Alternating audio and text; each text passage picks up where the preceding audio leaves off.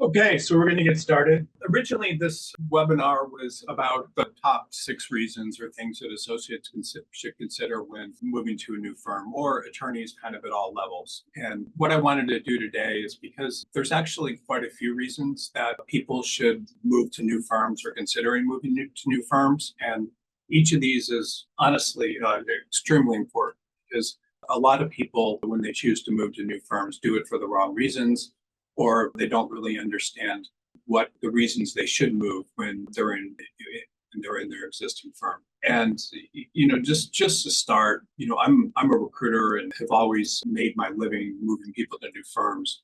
But it's really a pretty serious decision when you make a decision to move to a new firm. And it's a serious decision for a lot of reasons. I mean, one of the main reasons is if you move for the wrong reasons, you're going to have problems with your resume going forward. And every move that you make shows a little bit of instability in terms of your ability to stay in terms of what may be going on in your existing in kind of your resume, and maybe how future law firms are going to consider you. So I made this 25 reasons. I've been doing this for almost exactly 25 years. So I would say, each of these reasons are things that I've learned throughout the process of working with attorneys, and the reasons that they really should move to a new firm. And a lot of times people don't realize, when they're in a situation where they do need to move to a new firm, or when you can move to actually make major improvements in your resume and in your future. So moving to a new firm actually is a very good way to improve your long-term future, regardless of the seniority level that you're at. If you're 15 years out, or you're a summer associate with an offer, or you're a new attorney or attorney with five years of experience, for example, or 3 years of experience, it doesn't really matter. But moving to a new firm is obviously something that a lot of attorneys do. At BCG, we have something like 650,000 attorneys that have submitted the resume to us. And every day when I look at them, I'm looking to see, is this person really set up to move to a new firm based on what's going on in the resume? And do their reasons look good? And a lot of times I'll talk to attorneys and they don't really have any good reasons for moving to. So this is a little bit about what I'm going to go over today. I moved laterally when I was in my 3rd year of practice, and I moved for the wrong reasons. And because I moved for the wrong reasons, it ended up really kind of hurting my future prospects more than it probably should have. So I've been there in terms of moving to new firms. I've also moved a lot of attorneys to new firms for the right reasons. And when you do move for the right reasons, it can make a pretty profound impact on your future and how you will do going forward. So every move really needs to be calculated in terms of something that's going to provide you with a long-term benefit instead of just short-term benefit. So when I look at resumes, and when employers look at resumes, they're always looking to see if there's some sort of upward momentum in terms of what you're doing, whether or not you're getting more focused on your practice area, whether or not you're moving to a better firm, whether or not, when I say better firm, the prestige level of the firm, the focus of the firm in terms of the type of work that it does, and all sorts of other things that can really help you in terms of your long-term career. I had an interesting conversation yesterday with a woman who was a commercial litigator at a large firm, and she wanted to do more environmental work. And she actually couldn't find a law firm in the city that she was in that did environmental work. So it was kind of interesting. She moved to a kind of a nonprofit that was doing environmental work. She had a really good resume. And she was overemployed from a top 10 law school. And she moved to a nonprofit doing environmental work. And she went to government doing environmental work. And now she's setting herself up and getting interviews with firms that do nothing but environmental work. So a lot of times these moves can, even if you're not moving to a new firm into another practice setting, can actually help you quite a bit. And I've seen countless attorneys that started out their careers at small law firms and are now at major law firms by following a bunch of steps that I'm going to show you about today. So today you're going to learn about kind of the warning signs of when you should move to a new law firm. You're also going to learn about how to position yourself to move to another law firm. You're also going to learn about when you shouldn't move to a new law firm, and all sorts of things that can really help you. And this is information that can save your career, regardless of what stage you're at. I mean, it's very important information, and it's something that a lot of people just don't understand. And because of that, people don't have the careers that you're capable of. And I always kind of promote law firms in these webinars, but the advantage of a law firm compared to any other practice setting is you can do it throughout your entire career. So if you're 30 years old and you're working in law firms and you kind of learn the skills and how to move up and everything, you can do it until you're in your 80s, which a lot of attorneys are. Whereas when you go into the government, you might be retiring in your late 50s, or you go into the House, it might be the same thing. So learning about law firms and how they work is almost like having an annuity in a small business for the rest of your life. So this information is important if you want to work in a law firm and you want to have a long-term career, and also a long-term career where you're very happy. Being happy is very good reasons to move law firms. I mean, you want to be happy, you want to enjoy the work you're doing, you want to enjoy the people you're working with. And so these are the best reasons to move to a new law firm. I just would like to say, sort of as an aside, that a lot of people move for things like money, or they move for the wrong reasons many times, or they move because they don't like one or two people at their firm. And those aren't always the best reasons. So I'll get into those today. So one of the most important things about why someone would move to a new law firm is because there's lack of advancement opportunities. And advancement opportunities basically mean that you may be switching firms because you don't see a clear path to partnership or any type of upper mobility in your firm. And there can be all sorts of reasons for that. I was talking to a woman yesterday or the day before, and she was working for a trust and estates firm in the Midwest. And there were two partners in the firm, the named partner and his son. And then there were like 6 or 7 other attorneys below them, and none of them had ever been made partner. So that was a good job for her to have gotten when she got it, which was about a year after law school, in order to get training in trust and estates. But a firm like that, obviously, where just a father and a son, doesn't have a lot of future. So you wouldn't, if I was, what I advised her to was to go to a firm where there were opportunities for advancement. And she actually had portable business too, which was pretty amazing. She was like a 4th-year attorney with like $300,000 in trust and estates clients. So that would actually be a really smart reason to move for advancement opportunities. Another thing that tends to happen a lot is people get into major law firms, and they know that because of the size of that firm and the opportunities, that there's really never going to be any opportunities for advancement, because there's just not enough space to be a partner, or just various different things. And it's unfortunate, but a lot of people find that out later in their career. So what happens, just so you can kind of get a sense, if you're not currently working for a top law firm, is that you'll go to a top law firm, you may work really, really hard for 8 to 10 years. They will make you a non-equity partner, which means you'll be servicing primarily large clients of the firm. And if that work slows down, they may get rid of your position, or they may just tell you that there's no opportunity to be an equity partner, which basically caps your income and makes you vulnerable to getting laid off and all sorts of different things. Different law firms will advance people in different practice groups to partner and not others. So it's very common for large law firms to have different practice groups where there's just not enough opportunity for advancement. It's just very common. So some practice areas, the law firm may need people to be a partner because they just have a lot of business there. There's a lot of opportunities. Or in other cases, there just may not be opportunities in the firm as a whole. So there's firms that are kind of famous for that, which are places like Cravath and Sullivan and Cromwell. But also, if you get into a firm and you see that there's really never going to be advancement opportunities for you, then it's pretty important that you start thinking about what your options are and putting yourself in a position where there are going to be advancement opportunities and where your skills are going to be more highly valued. And oftentimes that may be going to a smaller law firm. What a lot of attorneys do that are at large law firms that are trying to bring in business but can't because of the size of the clients required, is a move to smaller law firms. So you just need to understand the conditions that you're in the law firm. And once you understand those conditions in terms of is it possible for you to move up? Have other people been able to move up in your role? Then if that's not the case, then it's always a very, very good idea to move.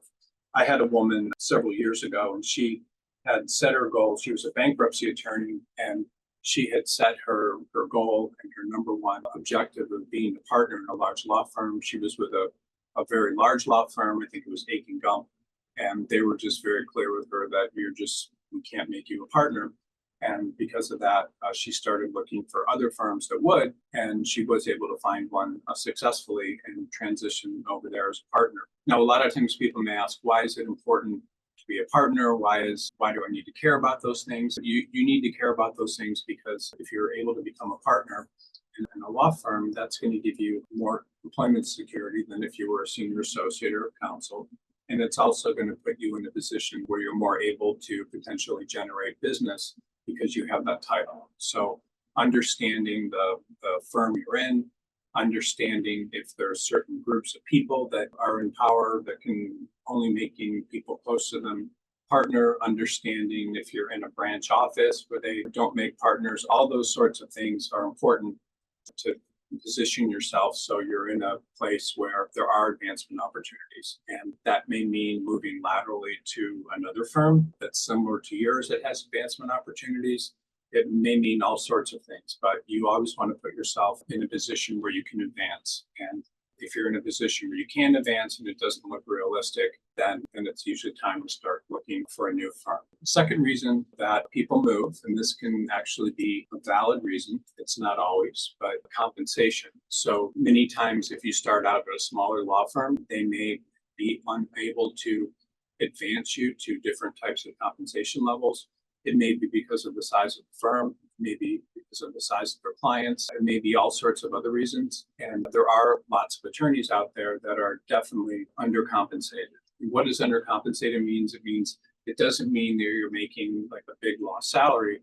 It means that your salary is basically not going to improve very much over time. And there are practice groups where that's very common. And if you're in a practice group like that, or you're in a firm like that, then you actually may be underpaid. And people will take jobs oftentimes because they're desperate. They'll take a job that doesn't pay as much. But if there's a significant difference between what you're being paid at your existing firm and what you're capable of making in the market, then that's often a very good consideration to make. And sometimes your compensation can be limited by a lot of different things. It can be limited by the firm you're in. It can be limited by your practice area, because certain practice areas like insurance defense don't always pay very much.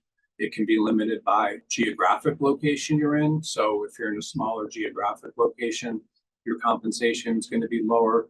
And there's just all sorts of things that affect your compensation with different firms. And I've seen attorneys literally go from jobs paying like $150,000 a year to 400. I mean, there's huge gaps in terms of what firms pay based on the market, based on the firm. And so it's always important to get a sense of if you can get a higher compensation at a different firm. When you're looking to see kind of what the compensation potential is at a firm, you have basically two types of firms. You have firms that serve consumers, which are places that do immigration, trust and estates, insurance defense is typically, you're defending people in auto accidents and things. So family law, firms that serve consumers, and then firms that serve businesses. And firms that serve businesses are always going to be able to pay you more because their clients are businesses and can pay more than if you're working for individuals. So it's important to understand that. But even in the market for lateral associates and in consumer facing practice groups, there are huge differences. I mean, there's family law firms that might pay 80, and then other family law firms that might pay 200. So being able to understand the compensation differences and what you're being paid compared to other people is always a good reason. Most associates and even counsel people are very familiar with what the compensation is at other firms. And so if you believe that you can move to someplace with a much higher compensation, then that's actually a good move many times, as long as you're moving into a place where it's beneficial, meaning the firm may have more opportunities or other types of things. But compensation is another major reason that people should be looking for new positions. Now, something that I've encountered quite a bit with people trying to move firms is a cultural mismatch. And that's very, very common. It's not something you always pick up in interviews. And it's also not something that people will typically learn about until they've been there a lot. And Firm culture is about a lot of things. It's about kind of how the attorneys are. Are they all very bookish? Are they people that tend to, play lots of sports and softball teams and things? Are they people that value very, very hard work? Are they people that value a work-life balance? I mean, there's all sorts of things that can happen when you're looking laterally in terms of what type of firm and the culture. So generally a culture means you're kind of uncomfortable there for whatever reason, and because you're uncomfortable and you don't kind of feel a match, you feel isolated and you feel like you don't identify with the people there, and that happens to a lot of people. And when you're in an environment like that, if the culture doesn't match, then you're probably never going to be in a position where you're going to advance or even be happy, because the people that you work with are a really important component of that. So I have all sorts of stories about cultural mismatches. I have people that have moved to firms, for example, in the South that have a much different culture than firms on the West Coast or the East Coast. I have people that are very uncomfortable in different types of cultures. They just don't match their outlook. They don't the things that people talk about, the things that people do, the things that people value. If you don't feel like you fit into that culture, it's just not a positive thing for you. You really should think about looking for a new place, because you're not going to be happy. And different personalities get along in different ways. Sometimes a culture, it can just be based on kind of what type of firm it is. So you may join a firm that is comprised primarily of corporate people but has a small litigation department. And it may be more of a business and doing deals culture as opposed to a litigation culture. And there's just all sorts of reasons that the culture may not work. But generally, if you're going to succeed, if you're going to get good reviews, if you're going to really do well at a firm in the long term, then you need to make sure that there's some match of the culture to the type of person that you are and where you're comfortable. Once you get into a good culture, everything really changes. I have an article that I wrote that I would recommend doing. It's called Firm Culture Matters Most. And really, in my experience, in my early experience of this, and then also right now, that's one of the most important things that you can do in order to advance in your career. And culture is just, law firms have all sorts of different cultures. Like there are law firms where everyone kind of works together as a group and supports one another. And there are also a lot of law firms, especially law firms that are growing laterally through absorbing small firms or mergers and things, where once that happens, the law firm tends to be kind of siloed. So there's different groups of attorneys that work together, and they only work together and not with other people. And because of that, the law firm might have 20 different types of cultures there. So a good culture of a law firm really does matter. I mean, there's some law firms out there that are famous for kind of having their own unique culture, like Skadden Arps or Latham and Watkins or White and Case. They all have these just very interesting cultures in terms of how people work together that have existed for almost for a long time. And those cultures, I think, if people are comfortable in them, can do well. And if you're not in a culture that really matches what you're like, then that really can hold you back. So you always need to think about the culture. And if it's not a good culture, you should interview with other firms and try to find one where you are comfortable with the culture. I mean, I've seen so many people have these huge cultural mismatches and being unhappy. I had a candidate years ago that was first in his class, I think, from UC Hastings Law School, which is a great law school. And then he had gone to Caltech or something and majored in physics or something and done very well there. And he was kind of very earthy, had long hair. He didn't really fit in with the kind of cultures that large law firms typically have.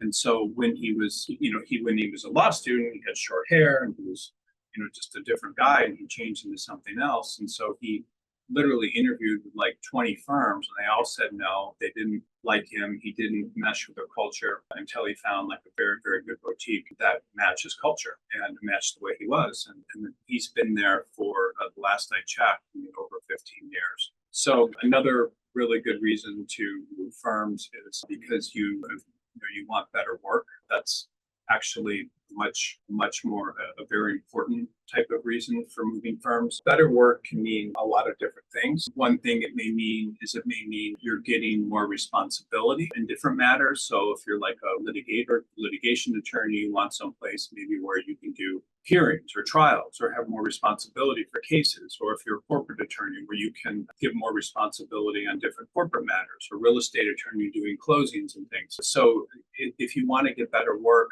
then it's always a really good reason to move firms. But one of the things that I think is always the most important for better work is you always want to try to be going to places where we consider more money from clients. So what does that mean? So that means that the law firm has work that is coming in from larger clients than where you may be currently that can spend more money. Because if they have clients that spend more money, then there's usually going to be a lot more opportunity there just because more money is coming into the firm.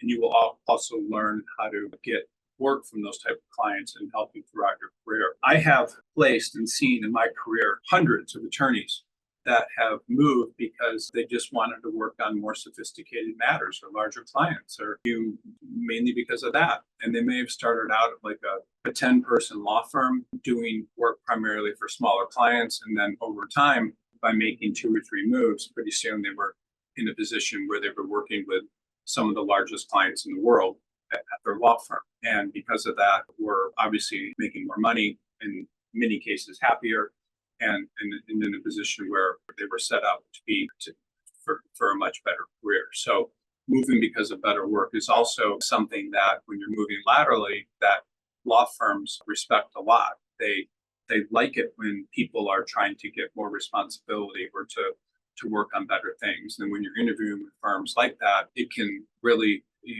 you're really well received. And this is honestly one of the biggest reasons that people will move. It's also one of the reasons that people tend to get jobs in law firms like that. Because when you're moving for that reason, you're not moving because you're too challenged at your firm or you're not getting along with people. You're moving just because you want the type of client base that law firm has. On Monday, I spoke to an attorney that it was very interesting. He'd started out as a workers' compensation attorney and had been able to, when he was maybe 4 or 5 years into practice, he'd been able to transition to a firm that did trust in the estates, but also litigation. So he was doing like a mix of that. Then he was able to transition to a firm that was doing trust in the estates, but basically was taking half the money that he was bringing in, and he had his own clients. Then he was able to transition to a firm that does trust in the estates primarily, but not very sophisticated trust in the estates, like mainly for individuals that weren't super high net worth. And then after that, what we're doing now is we're getting him a position with a firm that does extremely sophisticated trust in the estates work for very high net worth individuals. So this ability to move to firms where you're getting better and better work is a really good reason for moving, and something that law firms respect. It's also when you're moving for better work, it's also you want to get more focus in your practice area. So you may be doing one type of litigation or multiple types of litigation, but have developed an expertise, for example, in doing you want to develop an expertise in doing one type of litigation and become more specialized in your practice area. It's like the environmental attorney that I talked to earlier. She wanted to do nothing but environmental work, and she got the type of experience that made that something that was possible for her to do later on, and I think it's working. So moving for better work is important. Also, firm reputation. So if you're at a firm that doesn't have a well-known name and you move to a firm that has a better known name in your practice area, that is something that, or just overall, that is something that attorneys carry with them throughout their career. So on a weekly basis or monthly basis, I would say, I go to different types of meetings and things, and I will always be meeting attorneys that will tell me, oh, I practiced at this firm like 15 years ago, or I practiced at this firm 10 years ago, or as a summer associate at this firm. They always will be name dropping these AmLaw 100 or 200 firms.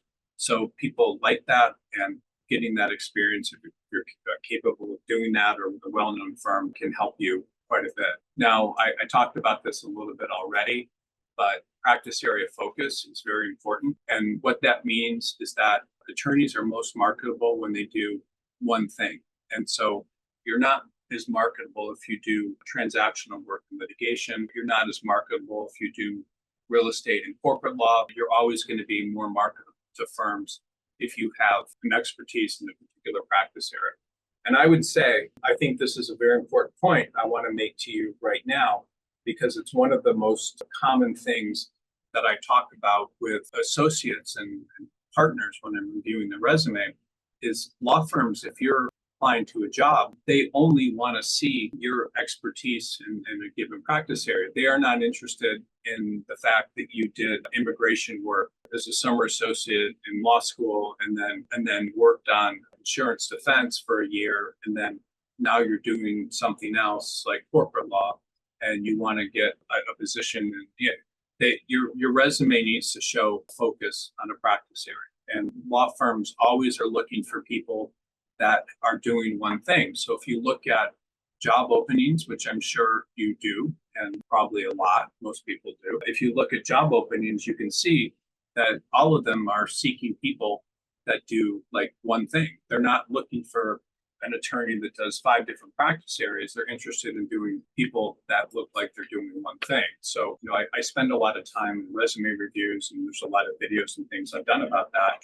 But when someone looks at your resume, they just need to, get like the scent of one thing. So you don't want people to look at your resume and see like a bunch of different things. You do not need to put a lot of description in positions that weren't one thing. You just need to have, your resume needs to look like you do one thing if you want to get positions. And so if you are doing 2 things in a law firm, then you typically want to move so you can do one thing. Now, a piece of advice that I believe is important for you to understand is anytime you're moving laterally, you need to make sure that your resume looks like you're doing one thing and hasn't done a lot of things. So, I see these resumes all day long and it scares me because these people will not get jobs. And I see, I would say 80% of the resumes that I see, just don't do this. I mean, this would be experience 1, experience 1, 2 would be like environmental and environmental and whatever, defense, all these types of things. So defense plus, just on.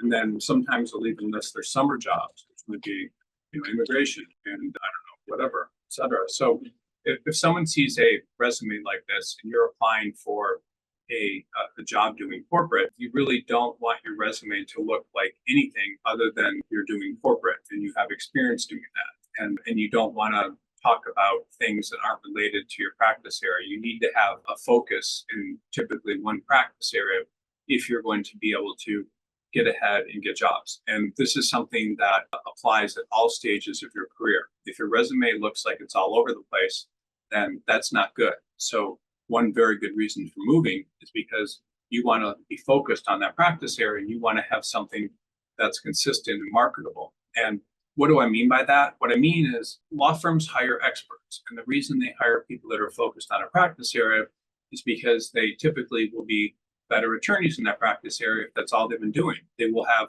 so if you're doing three different practice areas for 4 years, or 4 different practice areas for 4 years, that means you really have 1 year of experience in a practice area. So you really need to learn how to clean up your resume and make your resume focused only on one thing. And this is one of the most important pieces of advice I can give you. I mean, I commend you for spending the time today listening to this and watching these webinars because, you're learning quite a bit. And what you're learning is something that very few people understand. I would say that 85% of the resumes that I see are just all over the place and talking about all these different practice areas. And because of that, the people aren't employed. People do this when they move in-house and they'll list 15 different things they did. People will do this just on their resume as junior attorneys. They'll list all these things that they did that have nothing to do with their practice area. So law firms want to see people that are focused mainly just one thing.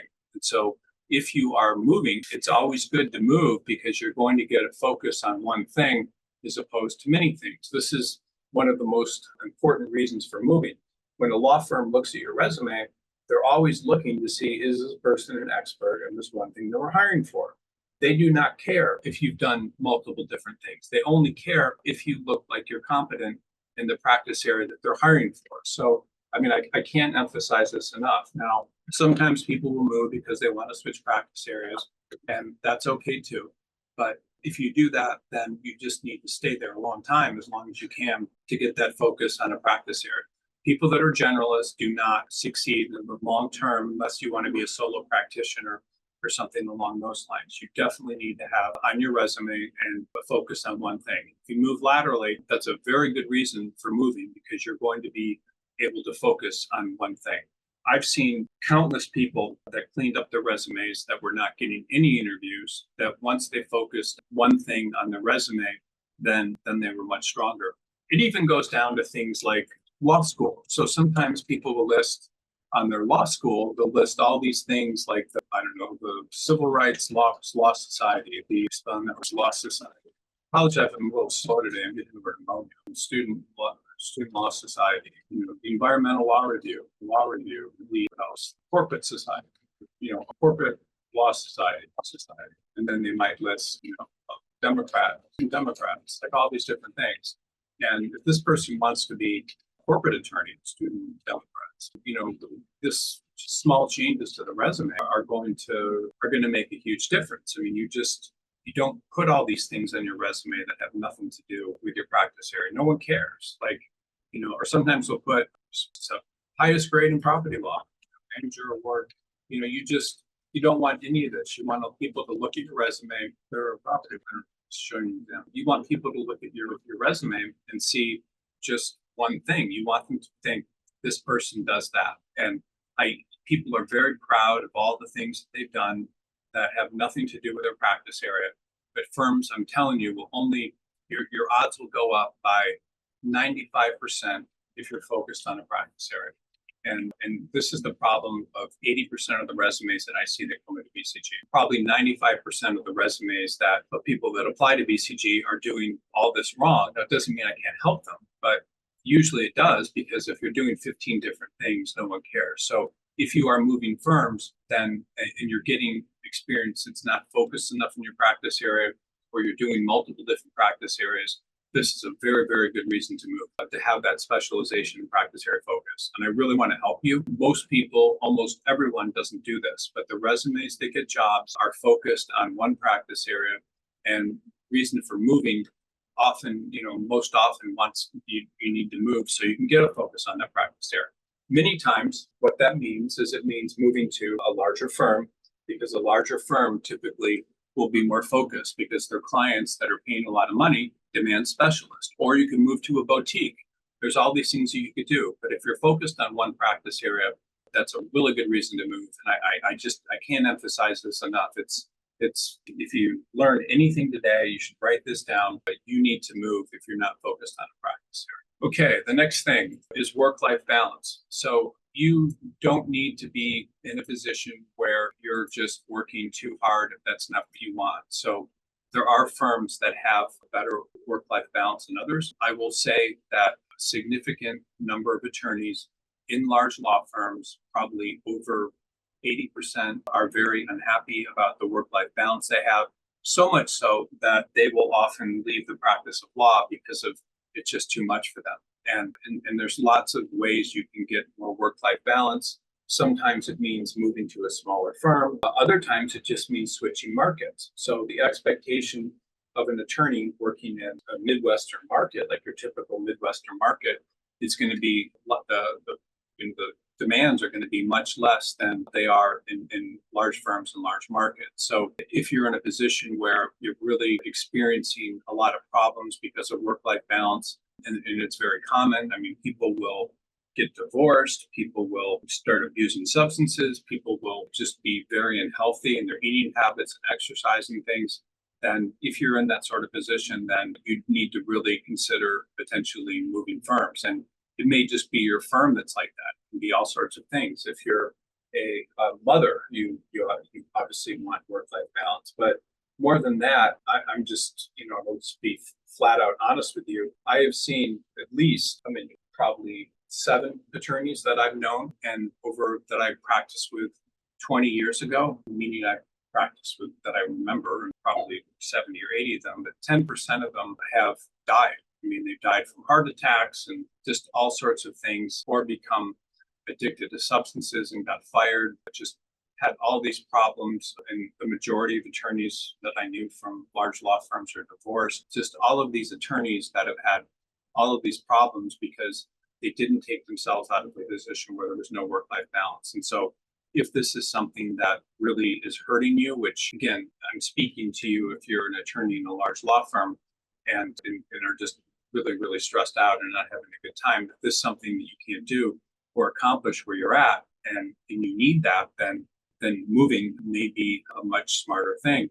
I would tell you and submit to you that I even left the practice of law because I just thought it was so crazy. It was just the firms I was working with were just extremely demanding. And not only that, but you're kind of giving up many times the best years of your life and for something that may cause you a lot of problems and also may, result in being unhealthy, getting divorced and dying. I mean, so there are attorneys that are very good at having a work-life balance in major firms, but you need to figure out what's good for you. So you could be at a small firm having these problems. You could be at a large firm having these problems. And it's just important to understand that, firms are businesses, so they will try to make as much money off you as possible. And no one is going to tell you to work fewer hours. No one is going to tell you if you're just working these insane hours and hurting yourself. Most of the time, no one's going to say anything to you. No one's going to commend you for multiple all-nighters and things.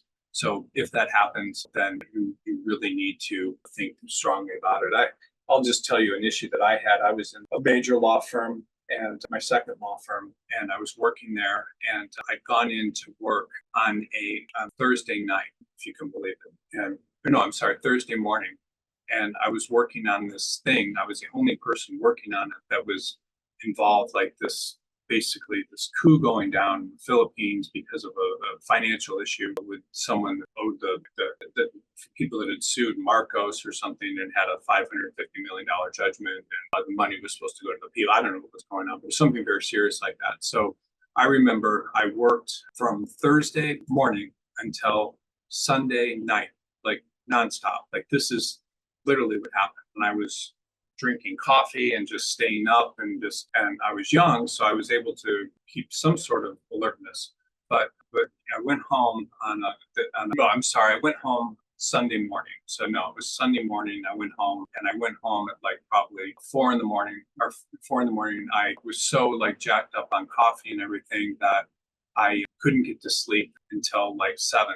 And when I finally got to sleep, I was out cold. And I got a call from a partner, and she's like, "Where's this thing that I need right now that you are supposed to have completed by now?" And I was like, "I emailed it to you." And she said, "I don't have it." And she said, "You have to go back into the office and resend this, and resend it because I didn't get it." And I was like, I've been working for, whatever it was, 60 hours straight or something. She said, "You have to go back into the office and resend it." So I literally drove back into the office, and on the way there, she called and said, "Received it, sorry."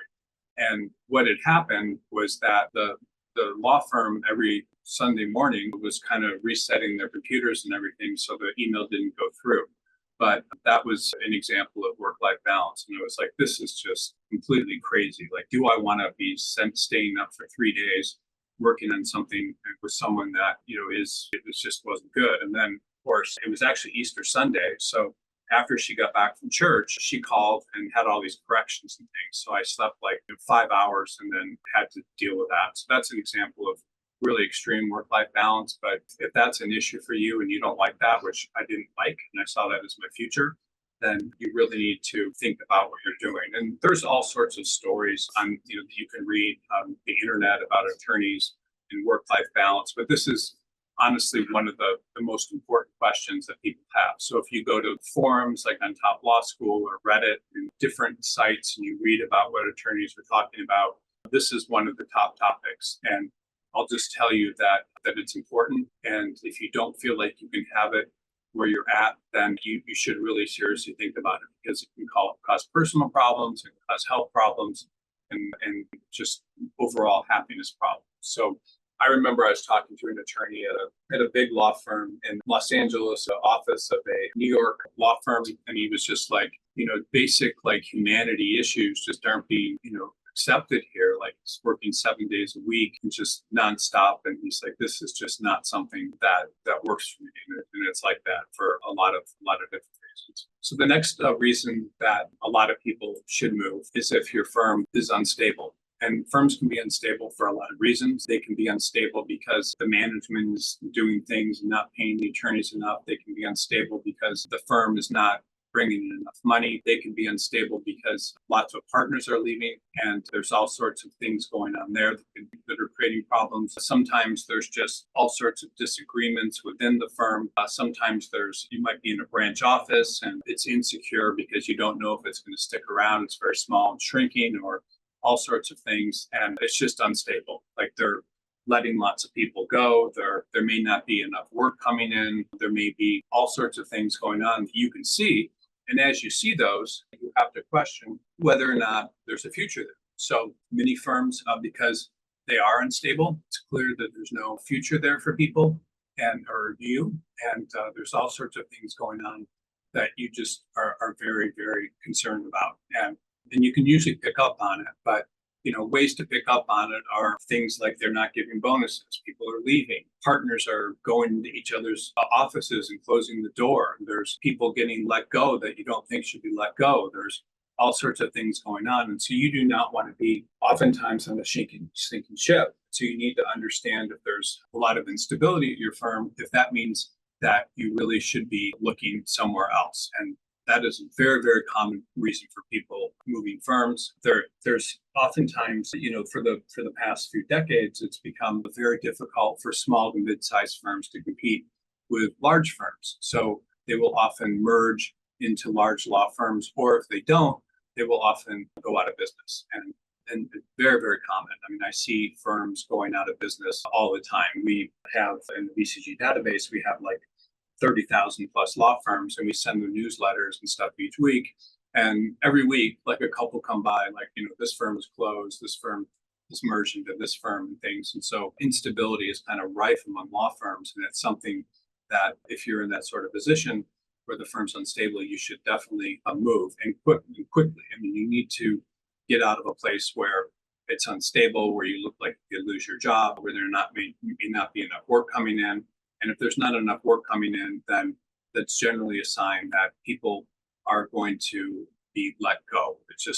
That's just how it works. And there's lots of people that will be let go, but the people that typically aren't let go are the people that are getting the most work if you're an associate, or the people that are aligned with people that have a lot of business. And so if you're not like that, you don't have mentors, you don't have any feeling that you're going to be getting work, then that's a problem. There are lots of firms where they will hire summer associate classes when the economy is very good, and then all of a sudden, a year later, the economy is just absolutely in tatters for whatever that practice group is. It's typically corporate, and so people will get hired there, and they'll sit there, and there won't be enough work.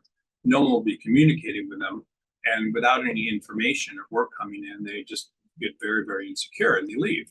Or they get fired. So you need to understand that if you're in a place where the firm is unstable, it's very, very important that you start looking for a new position. Very, very important. Another good reason to move, and one of the best reasons often, is geographic relocation. So sometimes you may be in a market where you don't want to stay for the long term. You might be in a major city like Chicago and your family may live in Wisconsin, or you may really want to just move to a larger market sometimes where you're going to get work at a larger firm. But geographic locations are a very, very good reason to move. They're also very respected by firms. So if I have a candidate that is looking for a job, say in a decent sized market, Atlanta, if they're in Atlanta and they're looking laterally at Atlanta, but then maybe they're from Tampa, Florida. So if somebody, and that's where they're home, that's where they're from. Firms in Tampa, Florida are going to be much more interested in them generally, like they're going to get more interviews than they would just looking in Atlanta. The reason being that typically there's not a lot of questions like, is this person doing something wrong? When you relocate to your home market, firms are going to be much more open to you because because of the fact that it looks like you're going to be stable when you move there. So that's a good reason to move. So geographic locations are very good reasons to move. I've worked with lots of attorneys I remember I worked with three of them in a row, within 6 months, that were at firms in Detroit, and they wanted to move to New York to work more sophisticated matters and larger things. So that's also a good reason to move to a larger market. It's funny when you try to move to New York, firms often don't question it. They think, why wouldn't someone want to work in New York for another state? Because it works, it's a better place to work and live. It's the same thing like if you've taken the bar in California and do certain practice areas. I mean, firms don't tend to question the reasons you want to move as much when you're moving to where you're from or you're moving to a larger market. But this is a great reason to move. Getting out of different markets that you may not be from and you want to go, or just moving to a larger market. And I will tell you that if you're a very ambitious attorney, moving to a larger market is often a very good move because there's going to be more firms there. There's going to be more opportunity. There's going to be more opportunity to lateral. There's going to be more opportunity to bring in large clients and all these sorts of things. So what ends up happening to a lot of attorneys is they're working in these small markets and they're really limited by the opportunities in that market. So what do? They often just stay in the same firm, doing the best that they can throughout their careers. I mean, if you move to like Lancaster, Pennsylvania, or like even Harrisburg or something, well, maybe not Harrisburg as much, but different smaller markets in Pennsylvania, you'll pretty much be stuck there for your career, limited by the size of that market and what firms there do, than if you're able to move to a larger market where it's more opportunity. So geographic relocations are often just an excellent idea for people and something that I really highly recommend that you try to do if you have the need to do it. And sometimes, it's not the sort of thing that you can, if you want to move, for example, to a larger market, it's not the sort of thing where you're going to often experience immediate success, because when you apply for jobs there, you're going to be competing with people that are already there. So that's one thing to consider. But if there's demand in the market in your practice area and the economy is in the right place, then I recommend a geographic relocation is a really smart career move that you should think about and do. One of the other big things is that if you are at a firm and you don't have a mentor, then that can be a real problem. So you could be large law firms or any type of size law firm, and you're just treated like kind of a worker bee and don't really see the opportunity for leadership or mentorship. I was having a discussion yesterday with an attorney in a mid-sized firm, a regional firm, but a very respected firm.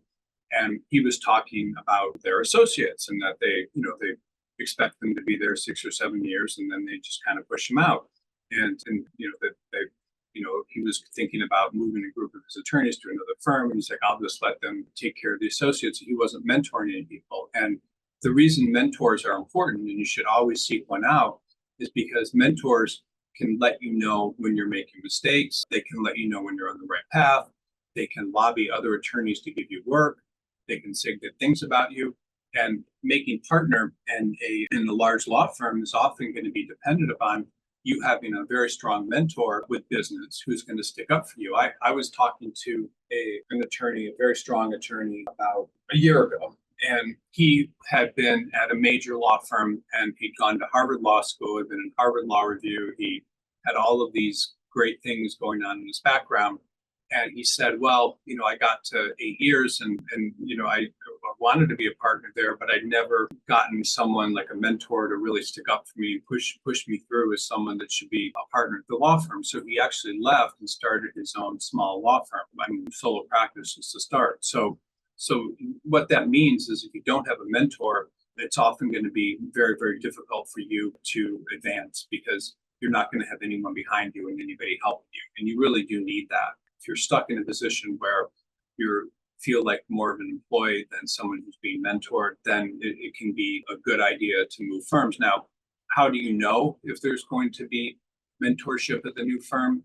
Typically, you can pick it up when you interview with people and kind of their attitude towards you. Are they treating you like an employee, or are they treating you like someone that could go with would mesh with them? Are you seeing people that you're interviewing with you can imagine being your mentors? What do you see there? But mentors are extremely important. And if you don't feel like you can get a mentor in your existing firm, you really need to kind of think about that, because without a mentor, many times, you're on your own. You need to figure everything out on your own. But someone that's a really good mentor can guide you in a way where you're not making mistakes and where you're doing, the right thing. And they're telling you things you never would have thought about on your own that they've learned through being an attorney through 30 years, 20 years, or whatever, who can help you. So I really recommend highly, if you don't feel like you have a mentor, then thinking about that. And it doesn't matter. I mean, it may not matter, but mentors are extremely important. I had a relative that was at Sherman and Sterling in Hong Kong, and there was during the financial crisis in 2008, they basically, just in Hong Kong, they basically like shut down all of the corporate work and got rid of all the associates in that market. And he had a very good mentor at the firm, and that felt very badly about what happened to him. He couldn't control it. So he'd been out of work for like a month, and that mentor called him and said, "Hey, I've got this opportunity in-house at one of my clients that I think would be really, really good for you." And it was a good opportunity. It was doing the exact type of work he'd been doing. And he moved over to this in-house opportunity. And within a couple of years, he was general counsel and making, over $1 million a year. When he'd been basically like a 7-year attorney at Sherman and Sterling, he found a really, really good opportunity. And he never would have found that opportunity on his own. The mentor stepped in, knew the people, put in a good word for him and helped him. And so that's what a mentor can do. I was on a plane not too long ago, and for whatever reason, I was sitting next to this partner from Latham and Watkins, and I was kind of curious, like what happened to him. He'd been in a branch office. How did he become a partner in Latham and Watkins? Like, what did he do? And he had a mentor. Like when he started at the firm, he started doing all of his work for this one partner. And then that partner stuck up for him. He kept him around, made sure that, if there were layoffs or anything, I don't think Latham and Watkins had any layoffs, but just stuck up for him and trained him. And then he spent time with him, invited him over his family dinners and things. But that partner, when he was about an eighth or ninth year associate, retired and gave him this huge, like $20 million plus book of business, and made him the contact, and it became all his business. And that was enough to make him a partner in a major law firm. And he'd been there doing that for, 20 years or something when I met him. So mentors are hugely important. They can change the direction of your career. And sometimes you can find a mentor just by networking with people outside your firm. And you can find a mentor in your existing firm by trying to get close to someone that has a lot of work, and then basically being at their beck and call and doing whatever they want. If you get into most large law firms, or you look at most large law firms, there are people there that are partners, a high number of them that were made partners because they had mentors. And those mentors, because they had so much business that, basically were like demanded that person become a partner. So really, if you can get into a firm where you have a mentor, or you're in a firm where mentorship looks impossible, then you really should think about moving. But this again is one of what I'm saying to you right now should be worth one of the most important things that you'll ever hear or hear in this webinar. You need to write it down. You need to really think about it, because if you have a really good mentor, that's going to make a major difference in your career and can change the whole direction of your career. When I say there are multiple people that are partners in law firms because of mentors, I would say that number is over like 50 or 60%. So that's what a mentor can do for you. Mentor really, when it comes to making partners in law firms, is a result of that, probably even 70 or 80%, but extremely important. And if you can get one and you're not getting one, you never see the opportunity to get one in the law firm you're at, then that's not good. So there are a high number of attorneys, probably like 70 to 80% of attorneys in law firms that don't have mentors. And they don't have mentors because maybe the law firm never will want to advance them. They don't have mentors because the law firm is just, the partners are just hoarding work. I don't know what the reasons would be, but when you move and you get a mentor, it just makes just a major, major difference in your career. It's really probably the one of the most important things that you can do to advance is to find a mentor. And you can find mentors in different types of firms, but I just want to kind of give you a little bit of caution about what type of mentor should you find. The mentor that you need to get wherever you move is going to be a mentor that has a lot of business and is respected by other attorneys in the firm. So sometimes that person may be books, they may be widely respected in the legal community. Who knows? But those are the type of mentors you need. If you just try to get a mentor of someone that may be like of counsel or a non-equity partner, wherever you're at, then that's not going to help you. Now, mentors actually are not just for associates, they're also for partners. So if you're a partner, you could get a mentor of a more senior partner. This sort of relationship with someone that can help you is just beyond important. They can just help you avoid conflict. They can stick up for you when there's conflict. All these sorts of things that in a normal firm would put you in a lot of trouble. I just tell you another example. I was at a firm and there was a partner that was very, very abusive to an associate, basically told everyone he should be fired because basically it was a personality conflict, but he made it about the quality of his work and basically was lobbying everyone to fire him. And he had a very, very strong mentor that stepped in and helped him. And that mentor was so strong that he actually kind of pushed this attorney that was so toxic to his mentee. Over a couple of years, he started actually pushing this partner out and had rescued the associate that was getting beaten up by this guy and they were trying to fire, and then had positioned this associate to be like one of the strongest associates in the firm. And he made partner and actually ended up retiring. He got like a $400 million judgment or something in a case that he controlled against, I think it was Blue Cross, and ended up, bringing in the firm like $160 million, and they paid him out of that. The partner in the firm, they paid him like $25 million, and he retired. But that mentor, pushed him through and really helped him. So that can make a huge difference, and is another really good reason to move. The next reason that I think is a good reason to move is there can be firms where there is just horrible inter-firm politics. Like there's just all sorts of conflicts going on with the partners. There's just the work is being distributed in a way that doesn't make sense and doesn't help you. Different partners will be giving you bad reviews or whatever, and you may just be in a position where the politics are too much. And there are firms that are just like a mess, like the partners are unhappy and just all sorts of things are going wrong. And if you're in a firm that's going on and you don't feel like you're going to be able to advance because of that, then that can create a problem.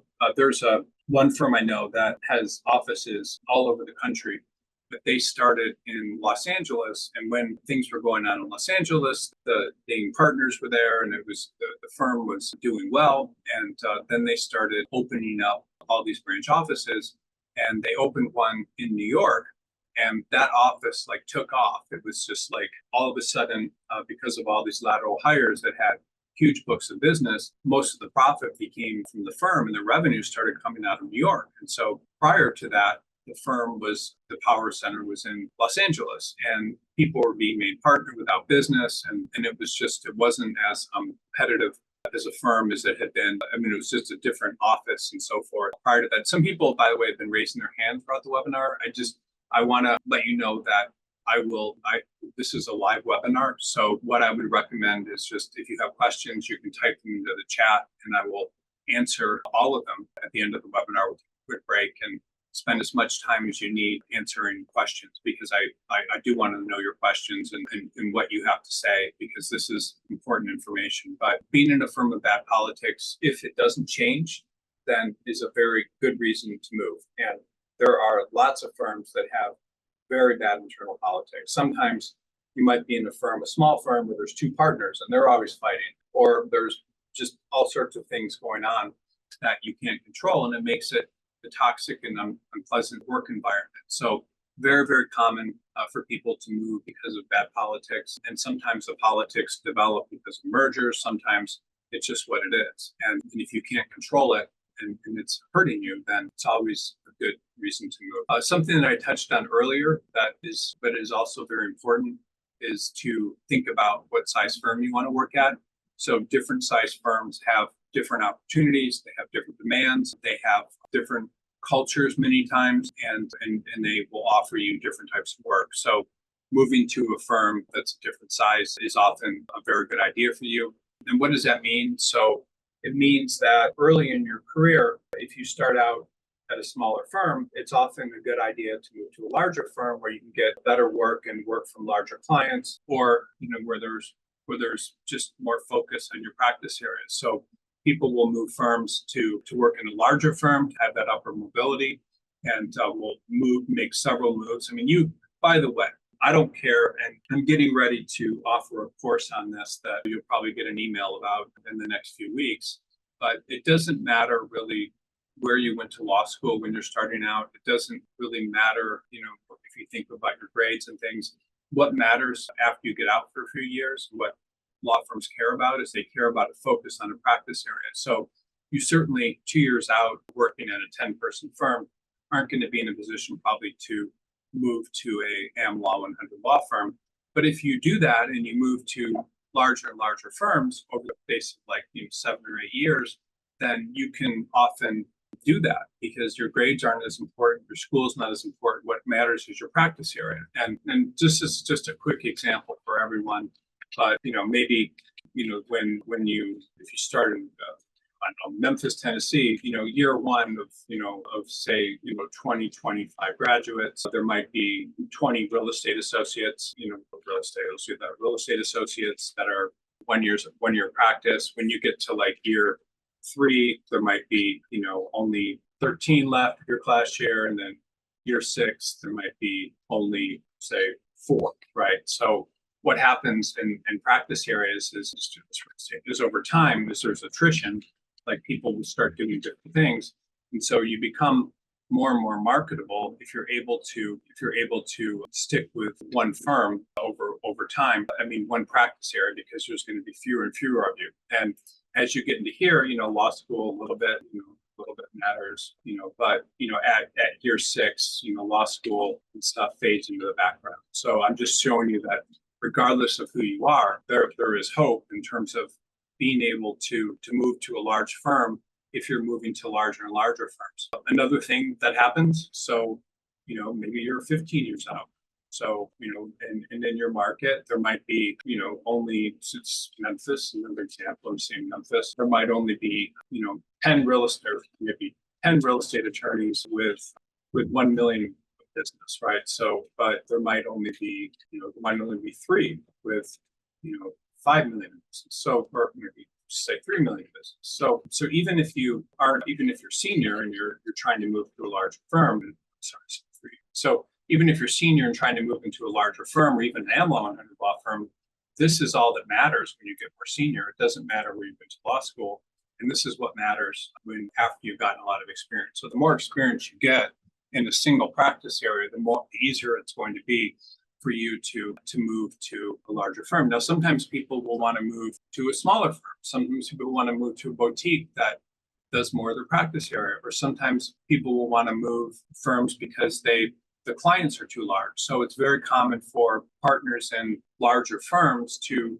move to smaller firms because the smaller firm that they move into would be very interested and potentially would give them the opportunity to bring in clients that they wouldn't be able to at a larger firm. So what does that mean? So if you're at a firm, for example, let's say, and this is an attorney I was talking to about 2 weeks ago, he'd started his career at Gibson Dunn.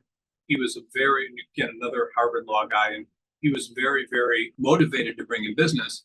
And basically what they told him is, unless it's just this large, potentially public corporation with, hundreds of millions of dollars in revenue, a good chunk of money to spend on legal services, there's just no opportunity to bring them in. So he realized that he was always going to be, as an associate in this firm, he was always going to probably just always be an associate and never be able to make partners. So he did something very smart. He moved to a smaller firm where he was able to bring in business.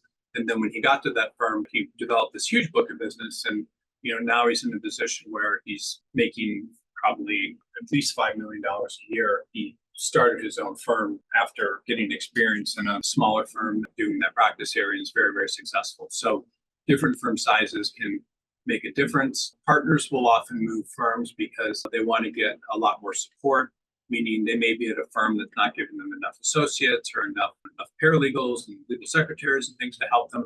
So they'll often move to a different size firm for that reason. So different size firms are a good reason to move. Typically, the most common way that people improve their careers is by moving to a larger firm. So if you are currently stuck in a smaller firm and you're thinking like, what can I do to improve my career and my options in the long term? Typically, it means moving to a larger firm. The reason you want to move to a larger firm is often because something I touched on earlier, that the larger firm can provide you with work from larger clients that can spend more money. If you work for clients that can spend more money, you actually get much better legal training because you're able to go farther in depth into a legal matter. And the attorneys that are handling large clients, I mean, I'm not trying to be rude here, but are typically better attorneys than those working in smaller firms. I mean, attorneys from small firms that go up against big firms often are going to have a very difficult time getting an advantage in transactions and litigation because clients don't have as much money to spend. So going to a larger firm can really help your career. I've given you several examples, but I see it all the time, like almost every day, resumes, people that started out at smaller firms and then moved to better and better firms and wound up at the largest firms in the country. So if you are able to, and you're at a smaller firm or your firm is smaller, it can often moving to a firm with a different firm size is a very smart thing to do. And again, regardless of who you are, regardless of where you went to law school, regardless of where you are now in your career, if you move to larger and larger firms and you're focused on your practice area, you can do extremely well. And again, this sort of information is something that a lot of people don't know and can really help you in your career, make you a better attorney. So this is one of the things that I, highly recommend. Now, this isn't something that concerns most people, but many times, you'll be in a firm where you're just very concerned about things that they're doing. So there can be ethical things that the firm's doing that you don't like. You may not like the clients, like what they stand for. That's a reason that some people will move. But often when you talk to partners will move because sometimes there's a lot of conflicts. Like when they try to bring in clients, the firm has conflicts with them. So they'll move to firms where they can bring in that business. And this isn't really one of the more important reasons, but you often, if you're trying to bring in clients and there's conflicts, that's one thing. Or you just may be uncomfortable with the things that the firm is doing with clients. We've got a bunch of things here, so I'm going to go right here. So the next reason a lot of times people will move is just for going to a firm with a better reputation. And that is a very good reason to move. Move to a firm with a better reputation. That's going to improve your ability to go to other firms. It's going to improve your ability to bring in clients when you get older, and it's also going to improve your personal brand. So I told you earlier that I meet attorneys all the time, and they'll often say, "Oh, I worked at Skadden for 3 years, or I did this," and they may not even be practicing anymore, but people feel a lot of pride in the firms that they worked with, and often it's just as for them, it's just as prestigious as going to top law school. And it is. I mean, even if you didn't go to a great law school and you didn't do well there, but you moved to a really, really good firm later in your career that people in your law school typically don't get jobs at, that improves your personal brand. I mean, it makes you a much more better looking candidate. People notice your resume.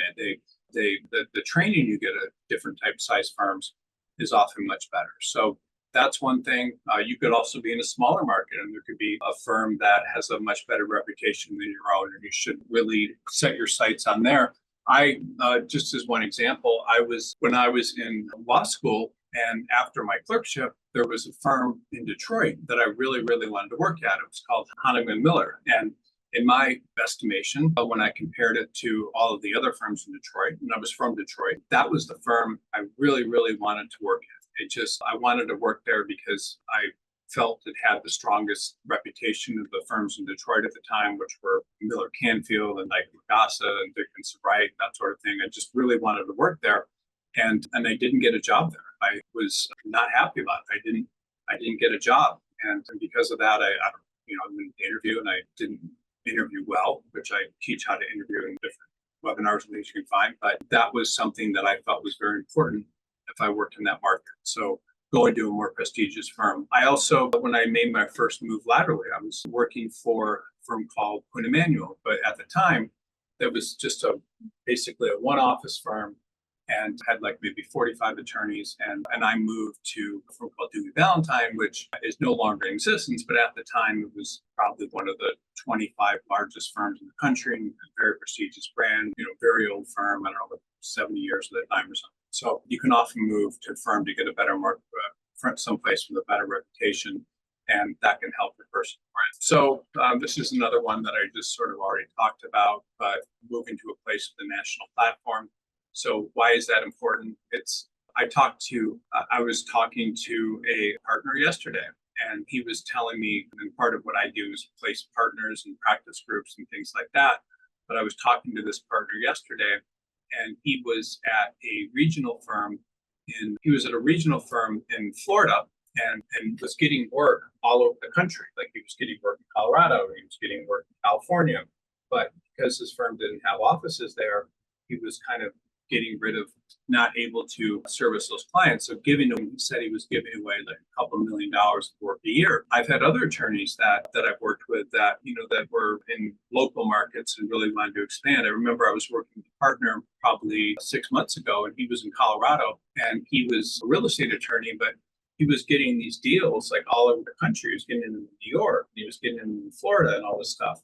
And it was difficult for him to service those clients because he was just in a small regional firm. So this is something that a lot of partners will do when they're trying to bring in more business that they can service. But also when you work with large national firms or firms that have more than one office, that opens you up to being able to get work outside of your existing office. So if you want to specialize in a practice area, like you're in, I don't know, you might be in Los Angeles and you want to do a lot more mergers and acquisitions work, and that your office doesn't do a lot of that, you may be able to, it's very common, get involved with attorneys in other markets where that's happening, maybe Chicago or New York or Miami, I don't know.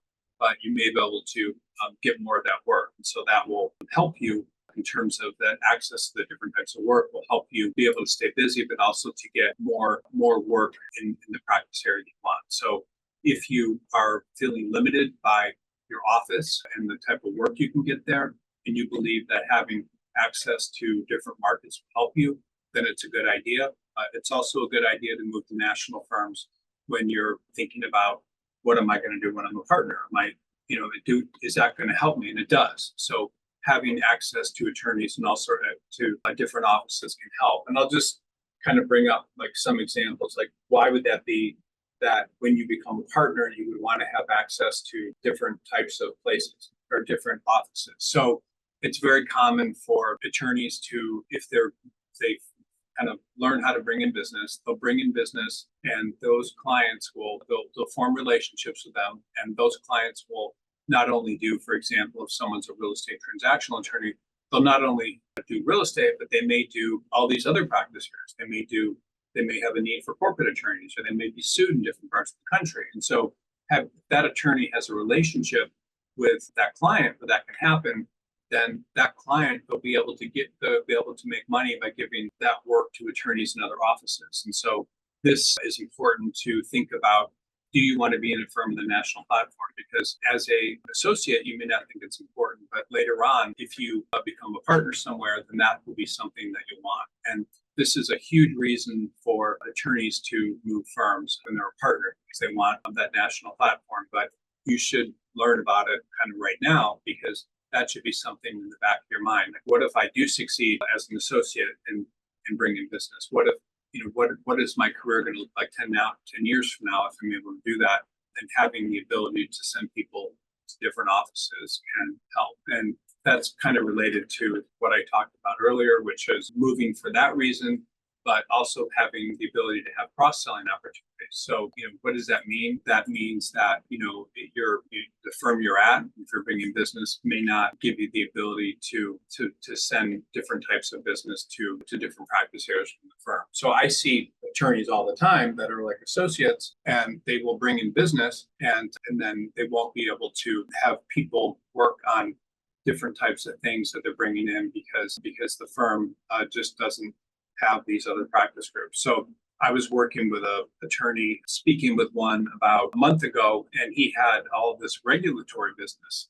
And this regulatory business, he was a kind of a firm that was a mid-sized firm that, but also had a reputation for doing things like insurance defense.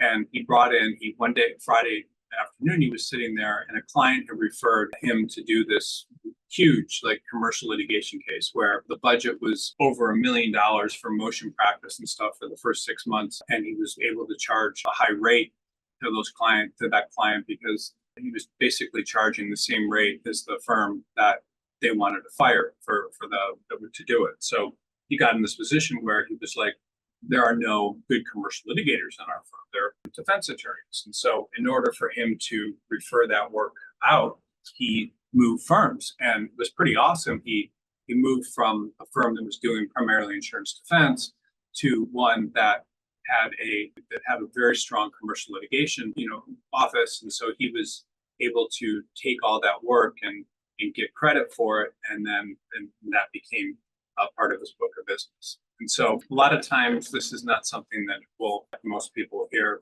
but people will move because their firm merges or something along those lines. Mergers are often, probably more than 50% of the time, don't work for the people that are there. So what will happen is there'll be one culture, one firm, and a different culture in the firm that merges.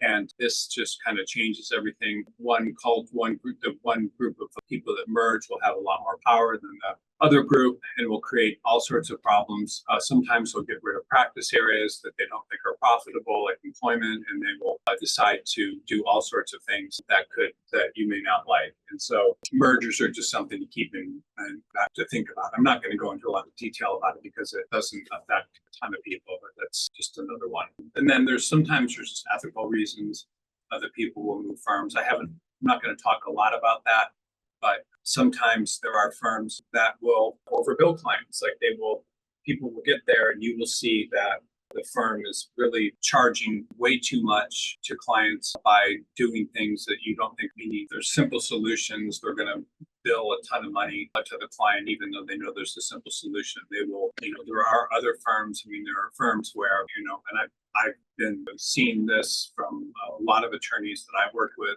where partners will just make up hours that they work, even though they did things like that. So if you get concerned about something like that, then when you're seeing things that are unethical, that's usually going to come back and bite the firm at some point.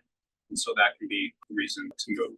So, some more reasons. Autonomy. I was working with a girl from Yale Law School not too long ago, and she had come from Sullivan and Cromwell, which is a really good firm in New York.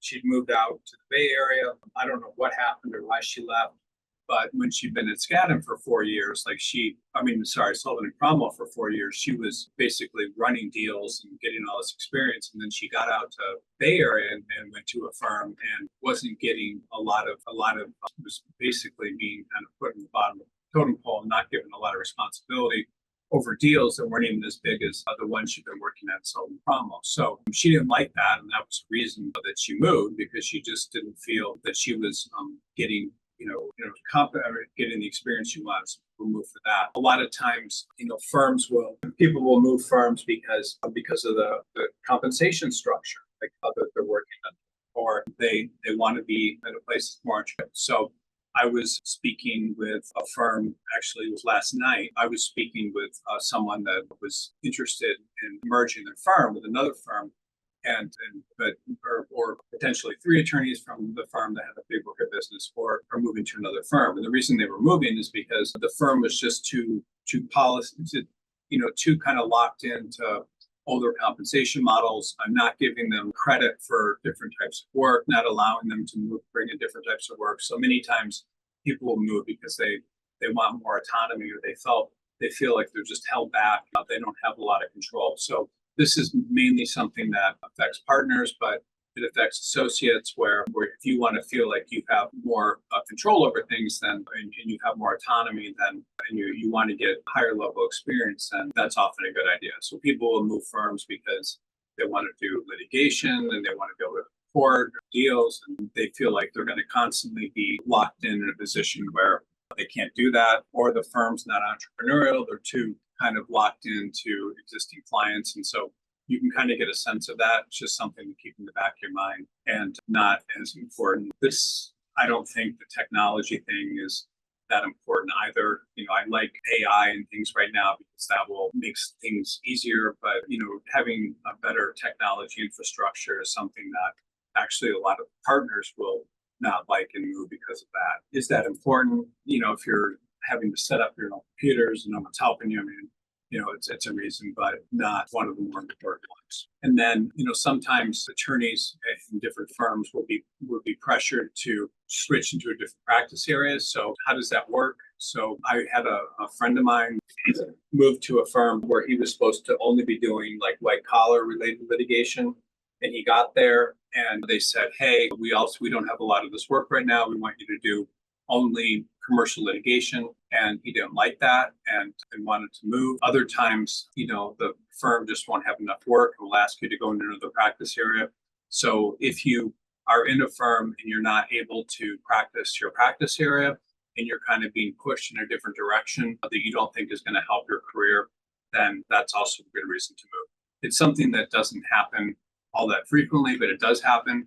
And if that does happen, then you just need to realize that if you don't have expertise in one thing, it's going to hurt your future prospects. So the last of these reasons I've given you, we're almost done, are ones that aren't as important generally. I've kind of talked already about burnout or stress, but if you're in a position where you feel like you're burned out, you don't see any light at the end of the tunnel, then you may want to go to another firm where there's a different culture and you don't have to deal with that. Just as kind of some background information, in your first 5 years of practice as an attorney, you're going to experience a lot of stress because you're learning something new. You're also kind of in a position where you're like a resident in a hospital. Like you probably heard all these stories about how residents stay up all night and work these long hours and things.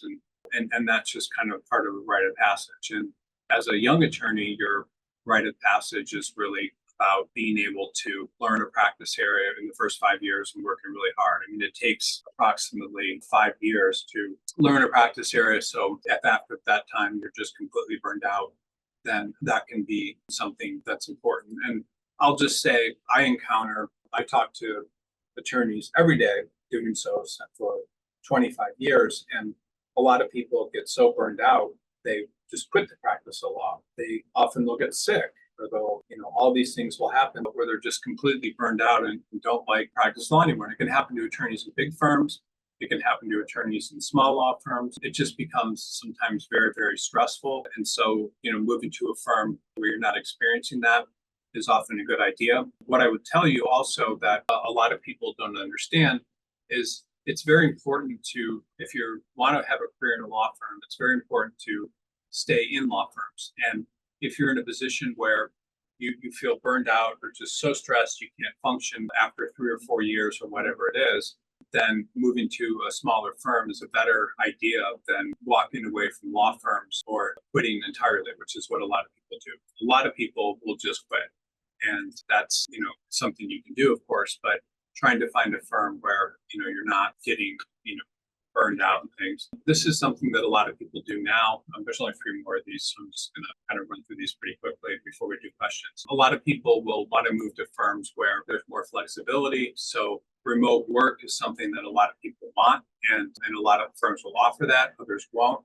So if you do want to be in a firm with remote work options or more flexibility, then that can be a good reason to move firms. And I've worked with attorneys every day that want this, and it's very important to them. And some firms, it's very important for you to be in the office. I had a very sad. I had a guy that had an offer for a firm, and he was getting ready to accept it. It was for $350,000 a year, and it was a huge pay raise for him. He'd been working at a firm where he was making maybe $180,000, huge pay raise. And but the firm was about an hour from his house each way in traffic. And so he asked the firm, like after getting the offer, he said, would it be possible to work work remotely like 1 or 2 days a week? And they were so upset that they actually said, we're canceling this offer and took the offer away from him. And he literally lost out on this opportunity because they were like so gung ho. They needed people in the office. And they're like, he should have asked about this when he was interviewing. So people do like to work at home. It can save hours per day in commuting. Often you can get a lot more work done because you're not spending your time driving and things. You don't have to go out to lunch or whatever it is.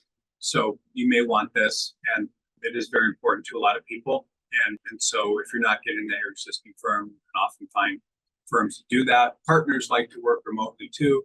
So if you're able to find a firm where you can do that, that can be something that may be a reason for you to move. Now, I don't necessarily like the idea of moving because you don't want to work in the office. I think that there's a lot of reasons to stay in an office that you should think about, because you're going to get probably better training. A lot of the training that happens in law firms is informal. A lot of the opportunities to get mentors and things happen, but that's just something to think about. Some firms will give you like lots of opportunities to kind of brand yourself. So they will allow you to do things that you might not be able to do in different size firms. They may help you with marketing, or they may have just a better ranking, like I told you earlier.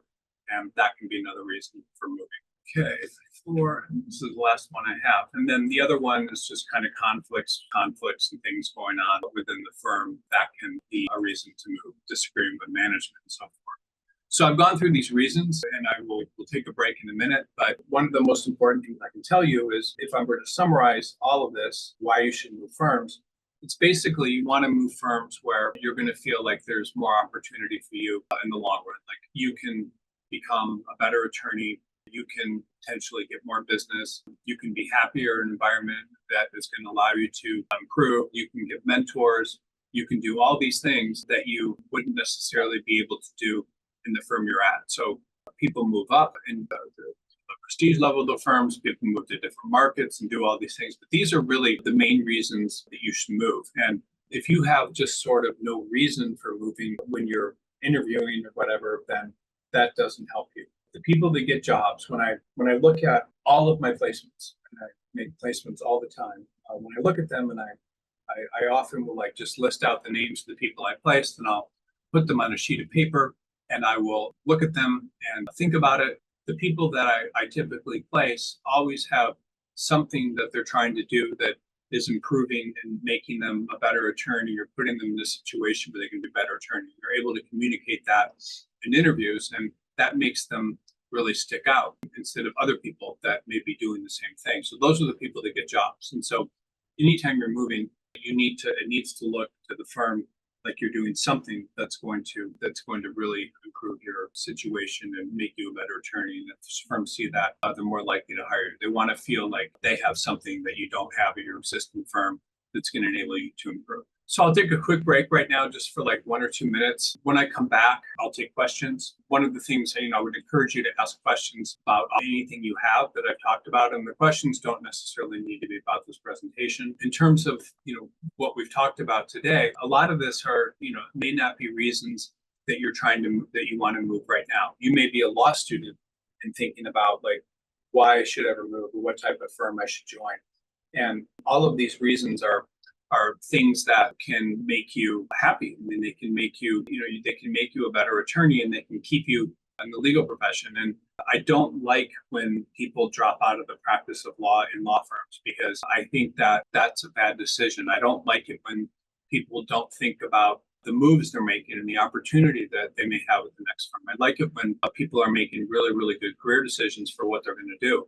And you need to make good career decisions, because if you make good career decisions, you're just going to continue improving as an attorney, and your life will change. If you move to the right firm that has opportunities and things you don't have at your existing firm, you'll go from someone that may just be not doing all that well at your firm, or not feeling all that well, to a firm where the culture is just incredible for you, and where you're finding people that are going to support you, and where you're getting the kind of work you want, and you have the opportunity to develop business. All these things happen when you make the right moves. But if you don't, then you often become stuck in a career where you're not as happy as you can. And just a final note, and I bring this up in all the webinars, but people practice law typically for 50 years. You can practice from 50 or 60 years when you got out of law school. So you can make a lot of mistakes early on. You can do all these things that may be problematical. But if you are able to learn from that experience and move to better and better firms, you'll do very well. So I will take a quick break just for like a minute or two. And then when I come back, we'll do questions. I really do encourage people to ask a lot of questions. I think that this is usually the most important part of the webinar. I'm not bragging or anything, but I have, every day people will set up appointments with me, like private appointments, and I charge like $500 per half hour. And typically what I'm doing are answering the same kind of questions you can answer right now. So I can give you a lot of answers right now. Hopefully it will help you. So the more questions you ask, the more I can help you. So let's take a quick break. And then when I come back, I'll do questions. Thanks. All right. So this is actually one of the favorite times of my week because I love hearing people's questions. And I think that, from your standpoint, some coffee going here, getting these questions answered can really help and point you in the right direction. And it's like, I was giving this example to someone yesterday. There's a famous story about a carpenter who walks into a house and the house has had this floor in the living room that is constantly creaking, and they brought in all these people and no one can fix it and they don't know what's wrong. And the carpenter kind of walks around, hears the squeak, takes out a hammer and nail and puts it in one place, and all of a sudden the whole thing's fixed. And then he gives the homeowner like a bill for $500. Homeowner's like, this is crazy. Like, why are you charging me $500 to put in one nail? And he says, well, I just didn't put in one nail. I've been doing this for 20 years and I know what to do, whereas other people didn't. So you're not paying me to put in one nail. You're paying me for my experience and being able to do that. So sometimes if you just get an answer to one question, it can help you just sort of in the same direction. Like I'm drawing from mistakes and things that I've seen people make in the past. And because of that, I'm able to come up with solutions. Okay. Well, let me ask the first questions. I'm not necessarily answering these in the order that I received them, but I'll try to answer them. I'm answering some of the ones that look most interesting to me first. Ooh, look at that. That's way too big. And it's very smart for people to attend these webinars. I mean, every week I get emails from people saying that they learn things on there that help them do a lot of great things in their career. So being these can very help. Okay, first one. If my current firm is not providing me with enough opportunities for professional growth, but I'm hesitant to leave, what strategies can I use to negotiate for more meaningful training? Could this be a conversation I have with my mentors or practice group leaders without it coming across as dissatisfaction? I want to make sure that if I eventually make a lateral move, it's because I'm ready for the next step and not just escaping the stagnant situation. So typically, your largest challenge with any type of move is going to be, in your existing firm, is going to be trying to just get more work. So if you don't feel like you're getting professional growth, it's typically in terms of your first 5 years of practice, at least, what you need to try to do is you need to try to get as much work as you possibly can in your practice area. And so what does that mean? That means finding people that have the type of work you want to do, doing really good work for them and getting more of it. So that's typically what it is. I don't think in most cases, in large law firms, in most law firms, you're kind of put into a position where you're not necessarily going to get a lot of training. Like you have to learn on the job. So it's important that you just put everything you've got into learning as much as you possibly can of what you're doing. And you will, if you're in any firm and you're doing the best, you're doing good work, and you find people that have work, then you're going to get more work. So, and then if you get more work, then you're going to get more feedback on that work. So the biggest thing I can recommend to an attorney at any level of their career is, when you're at least an associate, is to do what you can to try to seek out and get more work. And you will get more work if you are doing good work for the people that have work. So it's not necessarily like you need to discuss getting professional growth and things with your firm. It's more about being able to put yourself in a position where you're doing work for the right people and getting as much as you can. People that, it's kind of like, I had a situation about 6 months ago, and it was with an attorney that was working or had worked at a AmLaw 100 law firm in North Carolina. And there were like 4 or 5 other people in this class, and he didn't feel like his career was advancing. He wasn't getting enough work. And so he went and had one of these conversations like you're talking about with a partner there. And the partner said, well, everyone here is very, very hungry. They're trying to get as much work as they can. They're doing everything they can to turn in the best work. They're doing this and they're doing that, and you're not doing that. So your best offense, basically what you're talking about, is just to be really really hungry and to do the absolute best work you can, but throw yourself into it 100% and not to question yourself and have self confidence. These are all the things that the best associates do. You have to go like all in. You can't have any doubts, and you need to make it like your overriding goal to win. And this is what people do that succeed. People that succeed will basically have a goal. They'll say, I'm going to be the best associate in this firm, and I'm going to make partner within, instead of 10 years, I'm going to do it in 5. I mean, they have major goals for themselves, and they set them, and then they set about achieving them by doing everything they can to become the person that needs to do that. So you should not come across as being dissatisfied. Now, if the firm doesn't have work or whatever, then that's another question. But anybody that expresses dissatisfaction is basically telegraphing. I'm not trying to be rude here. They're telegraphing to the firm that they're dissatisfied because, for whatever reason, but the firm is going to take that as you're doing something wrong. So one of the best pieces of advice I can give you, and this will change your career if you're an associate or whatever level you're at, and you don't feel like you're doing well there. The best way to do well is to be the hungriest person and do the best work and to try to get the most work and to impress people that have work to get more work, and to just come across as someone that's all in as opposed to someone that's kind of sitting in the background and just doing the work in a rote way. And this is, by the way, the biggest difference between people that succeed in law firms and those that don't. The people that are hungriest and all in, excited, doing everything they can to improve, doing the absolute best work, being there, seen, trying to impress, are the best people. And the way to think about your relationship with a law firm, if you're an associate, regardless, or you've been a summer associate, or you're going to be a summer associate, you're going to work in a new firm, is the most powerful lesson that you can learn is that partners, and this is the way to think about it, partners with work are your clients, right? So, so if you had someone working for you, I don't care who it is, a nanny or a whoever, or a gardener, whatever, the nanny that's just like incredibly enthusiastic and doing everything they can to be good is the one that you would obviously want, as opposed to someone that's kind of in the background. So I'll actually tell you a story about nannies. So we had, when my children were growing up, we had 3 or 4 nannies.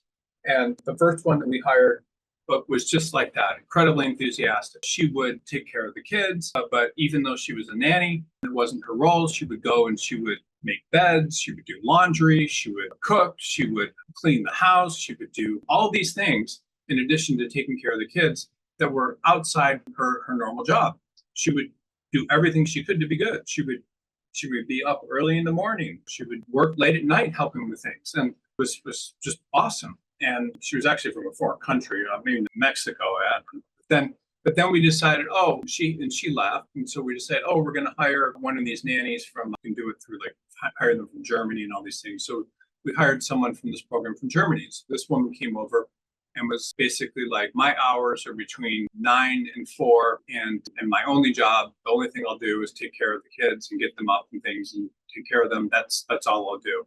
And, coming from someone that was like that, the first nanny compared to the second, there was no comparison. So you need to think the same way if you're working for someone else. You need to think, what would I do? What would I expect if this partner was my client? Like, what would I want to do to impress them? What would I want to do to get more work? Like, how could I come across as someone that's just the absolute best choice for this job? So that's what you would do. And so that's what you need to do when you're working in a firm. And, I've been in firms, I've talked to attorneys, lost their jobs or been in firms, and most people will go in and they'll think, this is the job, I'm going to do what's required and nothing more. And those are not the people that get ahead. Or I'm going to just sit there and kind of mope and not be that excited. The people that get ahead are just 100% all in. They treat the partners like clients and do everything they can to impress them. And that makes them much more effective and likely to advance. That's how you need to think about your job. I don't care what level you are. If you change your perception from, whatever, work to client, you're going to do everything you possibly can to get ahead, and you're going to get better work, and you're going to be happier, and you're not going to sit here coming across as dissatisfied.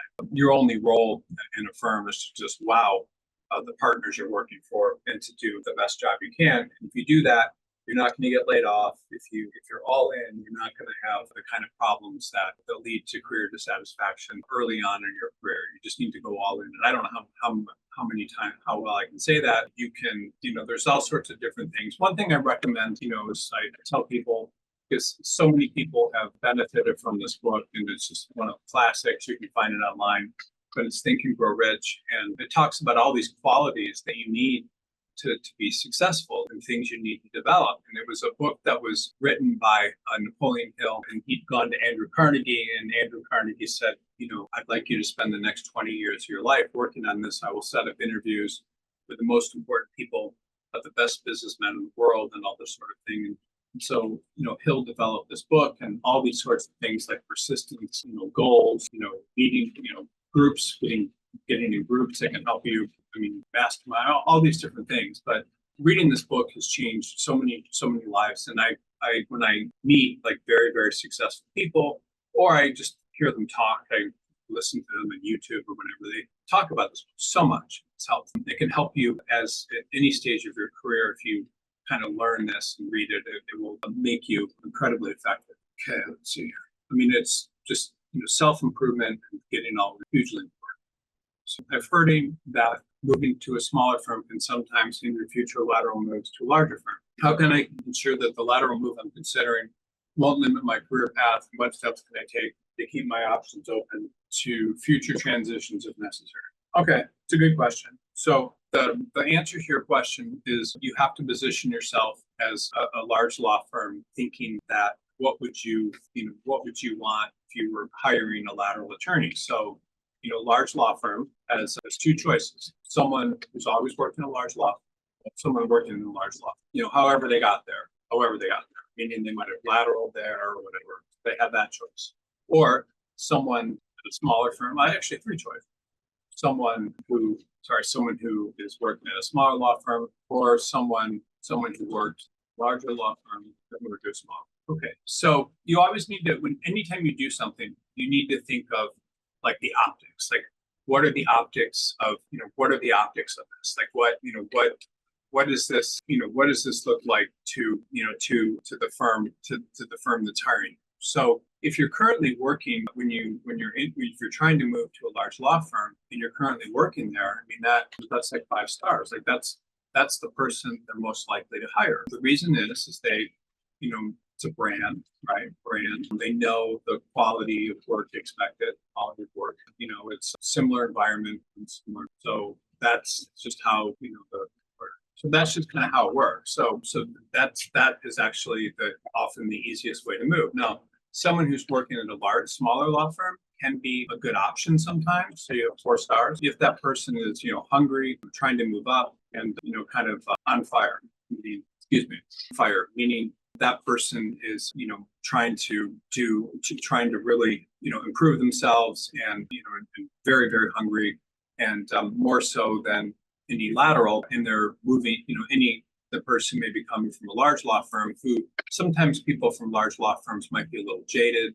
They may not be as hungry. So that the firm does have that choice. But I think the third one, which you're talking about, maybe someone who's been at a larger law firm that's moved to a smaller one. So that's like kind of 2 stars. The reason that is not someone that they would typically hire is because you've already shown that you don't have a preference for a large law firm, and you move to a smaller law firm for a reason. So now you're coming out of a different practice setting. They may not, a different type of firm. You may be working on smaller clients. The demands may not be what a large law firm is. And so it's a much riskier hire than anybody. So if you move to a smaller law firm from a large law firm, then that's going to close that door probably for a while for you, unless something really happens. So it's always, if you want to be in a large law firm, you either need to try to move to a large law firm, or stay there, or move laterally to a large law firm. Because once you've moved to a smaller law firm, that kind of shows them, and is a sign that maybe you didn't like the large law firm. So if they hired you, the same thing is likely to happen. Like you may end up leaving again. Let me see here. I understand the importance of assessing the overall stability of my current firm before making a lateral move. But if I'm happy with my current role, how do I know if it's worth sticking out for better opportunities with the firm? What signs should I look for to indicate staying can lead to advancement or more in the future? Okay, so this is kind of a difficult to answer question, and I think it's just because of how it's phrased. So I'm gonna, trying to understand it better if I can. So I think that the most important thing for any attorney. So this again is something that could change your career if you learn it. So the most important thing for any attorney is having access to work. So what does that mean? So it means if regardless of the stage of your career, if you're a junior associate, you want to make sure you're someplace where there's a lot of work. If you're a mid-level associate, you want to make sure that there's a place with a lot of work for you to do. If you're a senior associate, it means you want to have a lot of work. Once the work dries up, you die. So you always need to be someplace where there's work. The same thing with partners. So partners have clients and get work to survive. So their whole value as a partner, whole value is the work that they have. So the work they have and the amount of work. That's it. So that's the name of the game. The name of the game is having access to work. So if your firm doesn't have access to work, then you should move for better opportunities. You need to be someplace where there's a lot of work. So if you're very, very busy, well, that's a good sign if there's work to do. But what happens a lot of times, most of the time, senior associates in law firms, is their billing rate gets very high and they're not going to make partner. The law firm doesn't want to give the work anymore, so they lose access to work unless they have clients. If you're at a firm and there's no work, then that's a good reason to move. So the signs to look for are not enough work, but you always need to stay busy. You always need to be working on clients, and you always need to have work to do. So if you don't have work to do, then you're in trouble. So that's why being someplace where there's a lot of work is important. That's why being all in and being the best associate you can be and doing the best work and so forth is the most important. You want to always have access to work. So better opportunities within the firm means getting more work. If you can't get more work and the work you're getting is limited, then you're in trouble. So this is something that everyone really needs to understand, is the ability to work. That's the whole name of the game. It's what partners need to do. It's how partners become successful, and it's how associates become successful. You become successful by having access to work. I remember, I've told this story before, but I was working with this guy that had been in a firm, and he was in New York, and every Monday at like 8 a.m., this partner would send out these different assignments of work she had. And this guy was like, I'm not going to go into the office at 8 a.m. and Pete to be the first one to get these opportunities to do work. So he would just come in at 10, and you'd be like, oh, the work's not there. So he wouldn't have any work. And eventually he got fired. And when he got fired, he was just 6 or 7 months in and couldn't get another job because he lost his job so early. So what did he do wrong? He didn't have access to work. That's what happened. He wasn't able to get work. If you're in a law firm and you piss off certain partners and they're not giving you work, that's a whole potential access to work that you lose. So you always need to be trying to impress the people you work for. You always need to be trying to get as much work as you possibly can, and you always need to stay busy. If that's impossible in your existing firm, then you definitely need to move, because if you lose access to work, you die. If your firm is laying people off in your practice area, that's a sign that you could be losing access to work. So no attorney, one of the biggest things I can tell you is no attorney, any stage of their career, should lose access to work. The longer you're able to get work, the better off you are. If you lose a job, you've lost access to work. If you get laid off, you've lost access to work. If you piss off different partners in your firm by not doing good work for them, you lose access to work. The only way you get access to work is doing the best possible job you can. That means going all in on your assignments. That means trying to impress the people you're working for. And that means doing everything you possibly can and to do good work. And this is what makes people successful in the practice of law versus people that aren't. People that aren't successful lose access to work. They lose it because they get too senior and don't have work. They lose it because they don't do a good job where they're at. They lose it because they're in a firm without work. And then if you don't become a partner, that's a sign that you don't have work. So you have to get work. You always have to be working to get work. Law is a business. So basically you get a license to practice law, And that's a license to do business, meaning practice law, but to get access to work. That's a qualification for that. So if you want to succeed, you need to always have access to work, and you need to be able to get work from partners and everything to survive. And if you're a partner, you need access to work. This is the whole game. And a lot of people do not understand this. They think, oh, everything's about something else, but it's not. The number one most important thing to practicing law, and this is something you need to learn now if you haven't learned it, the number one most important thing is having access to it. And I don't care how you do it. You can do it by moving to a different firm. You can do it by compressing people in your existing firm and getting work. But the associates that have the most work have access to work, and that helps them. And it's very difficult for people that are doing a lot of work to be let go. It's impossible for, if a partner has a lot of work, it's impossible for them to lose a job. So you need to always have access to work. And I've made this point to a lot of people before. A lot of times people don't understand it. People objected to it. But what does that mean? That means, you get assignments and you work as much as you're allowed to have access to work. You get assignments from partners and you don't turn them down.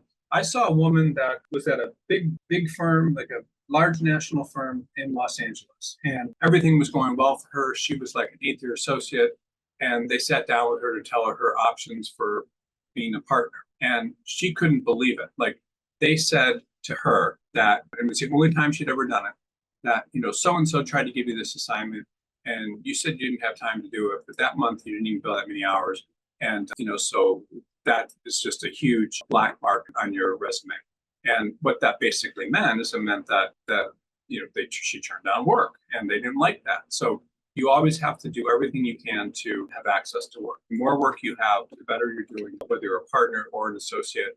That's the only reason, one of the only reasons, the most important reasons to move firms is if you're losing access to work. It's just hugely important. I can't overemphasize it enough. That's the entire game of practicing law in a law firm, is always having access to. Okay, let me go to the next question. Thank you. Partner question. One concern I have is whether a lateral move can negatively affect the client relationship. What are the best strategies for maintaining client relationships when moving to a new firm, particularly if the move is to a firm with a different focus for client base? Okay, so I don't know if this is coming from a partner or an associate, this question, but I'll answer it the best I can. So when you're an associate in a law firm, you will typically, as you get more senior, you'll be given more and more responsibility for working for different clients. And then if you're doing a really good job, then you will be the main point of contact for that client.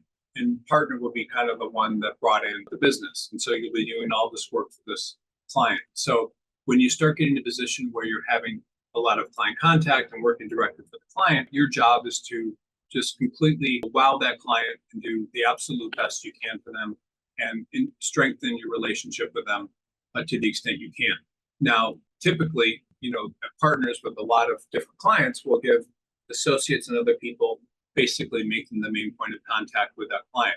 So I get people all the time that are like leaving firms, they're like, oh, this client may go with me and so forth like that. But 90% of the time, that never happens because the client's main relationship is with a partner, not an associate or whoever. So but a client, you do a good job for a client. If that client needs other work or is unhappy with the work that the partner is doing or whoever the new person is doing, it will often come to you or refer other people to you. So anytime you get into a place where you're working directly for clients, you need to do everything you can to impress that client. Not necessarily with the idea of stealing that client from the firm, which a lot of people do when they move. They can be very successful doing it, but it's something that doesn't work most of the time. But doing everything you can to impress the client when you're there, and then hopefully staying in contact with them when you leave. So this is something that a lot of people do that's very, very effective, can help you. So I'd recommend that. The other thing that I recommend is that, when you're trying to, if you're moving to a firm and you do have clients that have a different client practice here, client base, that's not something I think if this is being asked by a partner that I really need to go into a lot of detail with, but clients are typically going to seek out not just the attorney that they like, but the firm that looks strongest. So law firms, by the way, law firms are very, very aware of the brand of the firm, and it makes them feel like they're making their company look good, and it makes them feel more secure in the quality of work. So clients will always try to hire the best law firm with the best brand if they can afford it. So it's like, if you have $100 million and you have the choice between driving a compact Hyundai car or a Mercedes that's kind of all decked out, you're probably going to choose the Mercedes that's all decked out because that's going to make you look cooler and you're going to feel like you're getting a better car and you can afford it. Well, it's the same thing with clients. They want to select the firm that looks the best. And so this is one reason why, if you want to have a really big book of business and you want to, then you typically want to go to the best firm you can, because law firms will hire people. Clients will hire people with the best brand. And so people often think that if they move to a smaller firm, they can take that client with them, or they're going to be able to work with the same types of clients. And that's often not the case. Now, if you move to a better brand firm than you're currently at, and you have those client relationships, then maybe your client may come over. I don't know. But if you move to a firm that doesn't have as strong of a focus in your practice area and doesn't look as strong, or you move to a firm that just is not as good of a brand, then that can hurt you. So what does that mean? So that means if you have a client, or you're trying to bring in a client, and they see that there's only in your office 3 other corporate attorneys, and then they have the choice between you and a much larger, well-branded firm that has 30 corporate attorneys and this huge, background of all these different transactions and things they've done, they're probably going to choose the one that looks the strongest on paper. So this is a very important consideration to make when you're thinking about, if I want to bring in clients in my practice area, is this firm going to look good to those clients, or is that brand going to look good?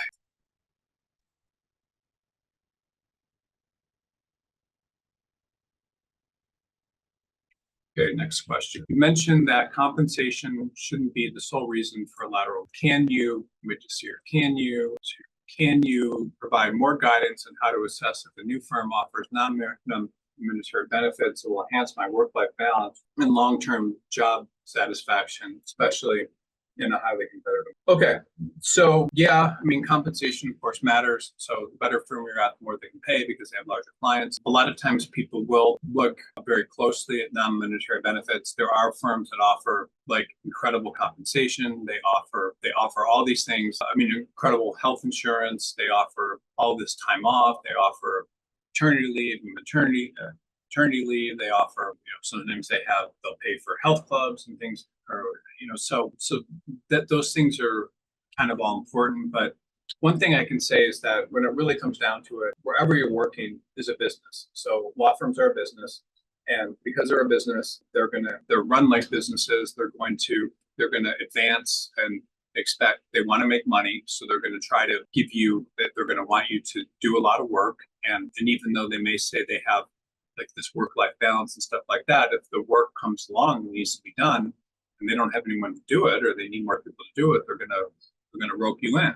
And this happens with a lot of firms where people think they can work 4 days a week or something, as a mother, and then often it just rolls into 7 days a week. So you have to kind of think about all of those sorts of things that can help you. Now, firms that allow you to work remotely obviously make things more comfortable and may give you more satisfaction. But ultimately, all law firms are businesses, and even if they're offering different types of non-monetary benefits, time off, things like that, then that's good. But law firms will say, oh, you get 3 weeks of vacation, or oh, you can take as much vacation as you want. You can get, as a man, you can get 4 months off of paternity leave. They'll say all these things, but if you watch what partners are doing there, partners aren't usually taking long vacations, if at all. The most successful associates are not checking out to take long vacations or even vacations. So these non-monetary benefits are often, valuable, but do they really mean anything in the long run? So that's one thing to think about. Now, things about like covering health insurance, which could be $1,000 a month, things are very good. Other law firms will contribute to, these I guess are monetary, but they'll contribute to your 401k. They'll do all these things, but that's not necessarily work-life balance. But ultimately, firms that talk about work-life balance are still businesses, and that is just something to think about. They're working for paying clients that expect a certain result, and that doesn't the firm and the client don't care about your need for work-life balance. They care about getting the work done, which is a horrible thing to say, but that's just kind of how it works. Okay, let's see. And thanks, by the way, to everyone who's asking these questions. These are great questions and really something that can help a lot of people. Okay, so you previously mentioned that leaving a firm too soon can send the wrong message to employers, future employers. I've already moved once in the past few years and I'm dissatisfied again. How can I make sure that staying longer at my current firm won't hurt my future chances of definitely eventually making a successful lateral? Okay, so when you move, moves should be upward if possible, upward and not downward. So what does that mean? So that means you start at firm A has maybe a D brand, then you move to firm B has a B minus. And then you move to firm C, and it has maybe A minus or B plus. And so firms, when they see kind of a trajectory of better and better firms, actually looks good because you're in a firm where you're kind of exhausting the opportunities, you're succeeding at a great scale, and you feel that in order to really improve your situation, to really improve, you need to move to a much better firm that is going to give you more opportunities. So this is actually very much respected. People love people that are trying to move up. I was talking to a fiance a couple of weeks ago, and she spent a lot of time working in Paris. And in Paris, like it's almost like where you're born and all these things. There's not the opportunity in France to have a lot of upward mobility, and so that is something that is in certain cultures doesn't work, but in the U.S. it does. People love it when people are trying to improve themselves and moving to bigger and bigger firms. So if you're making a lateral move and you're working at a better firm, then that's good. But if you're just kind of moving laterally to the same firm or whatever it is, then that's not going to be expected that good. You should be, when you're moving, you should be in a position where I've done all I can.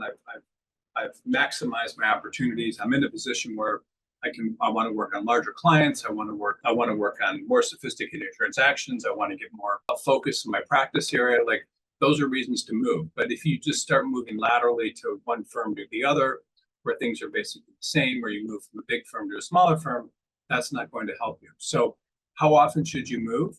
If you're at not a good firm and you get an opportunity to work at a much better firm after your first year, then take it. And after your third year, if you get another opportunity to move to an even bigger firm, a better firm, you should take it. Now, this is something that a lot of people aren't going to want to hear. They think it brings up issues of loyalty and all this stuff. But if you're not at a great firm, you should be applying to jobs all the time. Like you should always be trying to get into a better firm. This just the name of the game. Like you have something to sell, and you want to go to the best place you possibly can to sell it, where there's going to be more money and opportunity.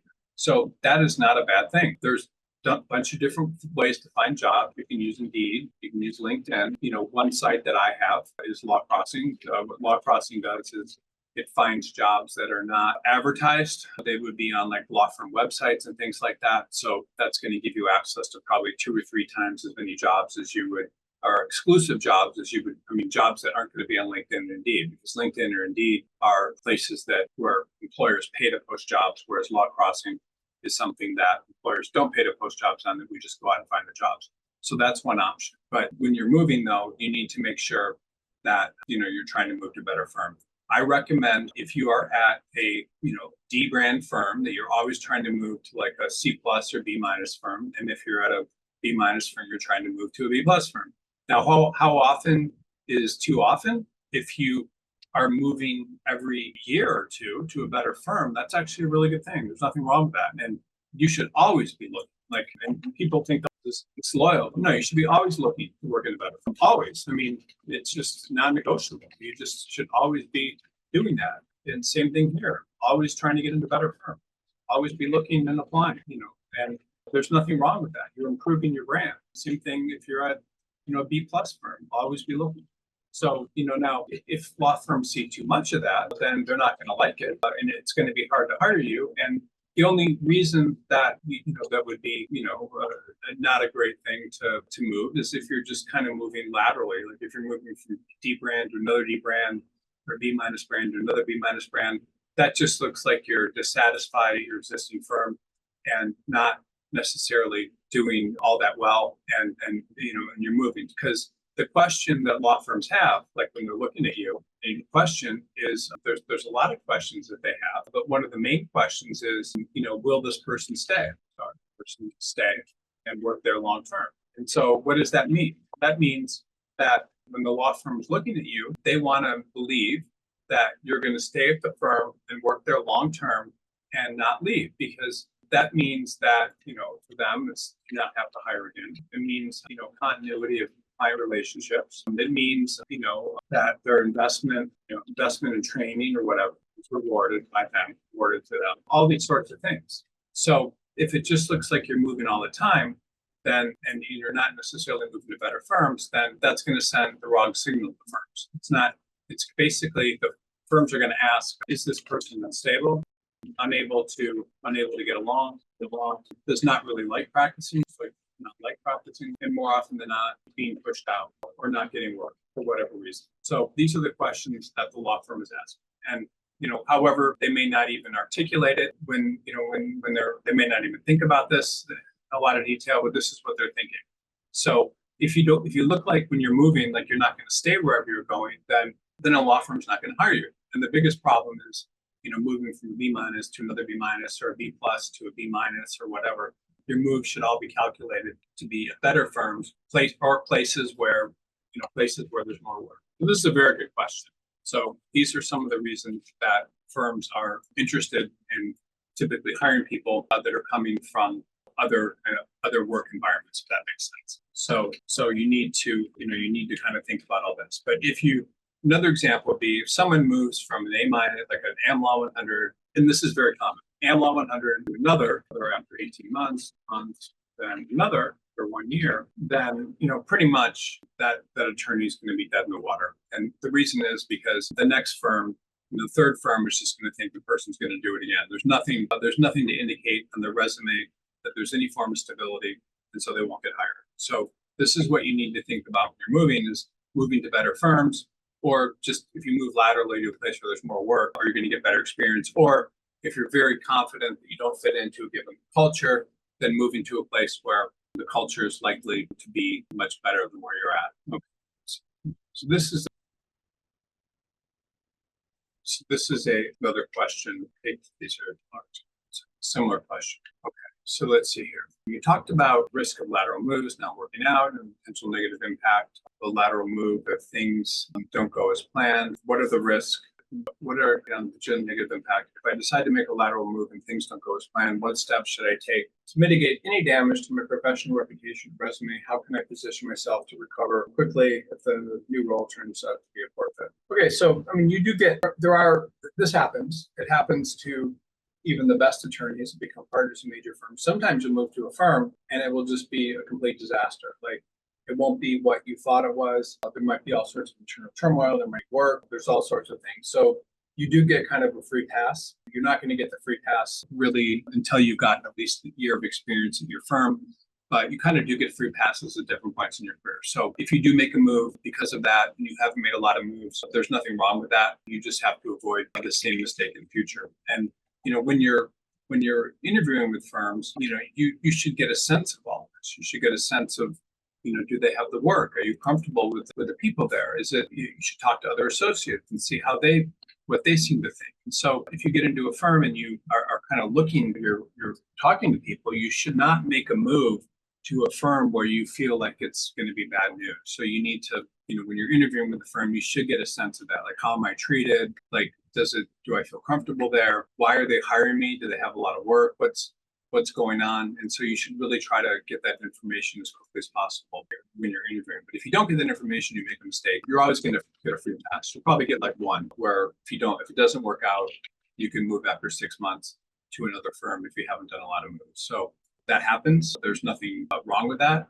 And the seriousness of this, by the way, I want to just kind of go over a couple of points. So the seriousness of committing lateral moves. So and this is a very good question actually too, committing lateral help a lot of people. So the significant seriousness of a lateral move, it's most serious with large firms.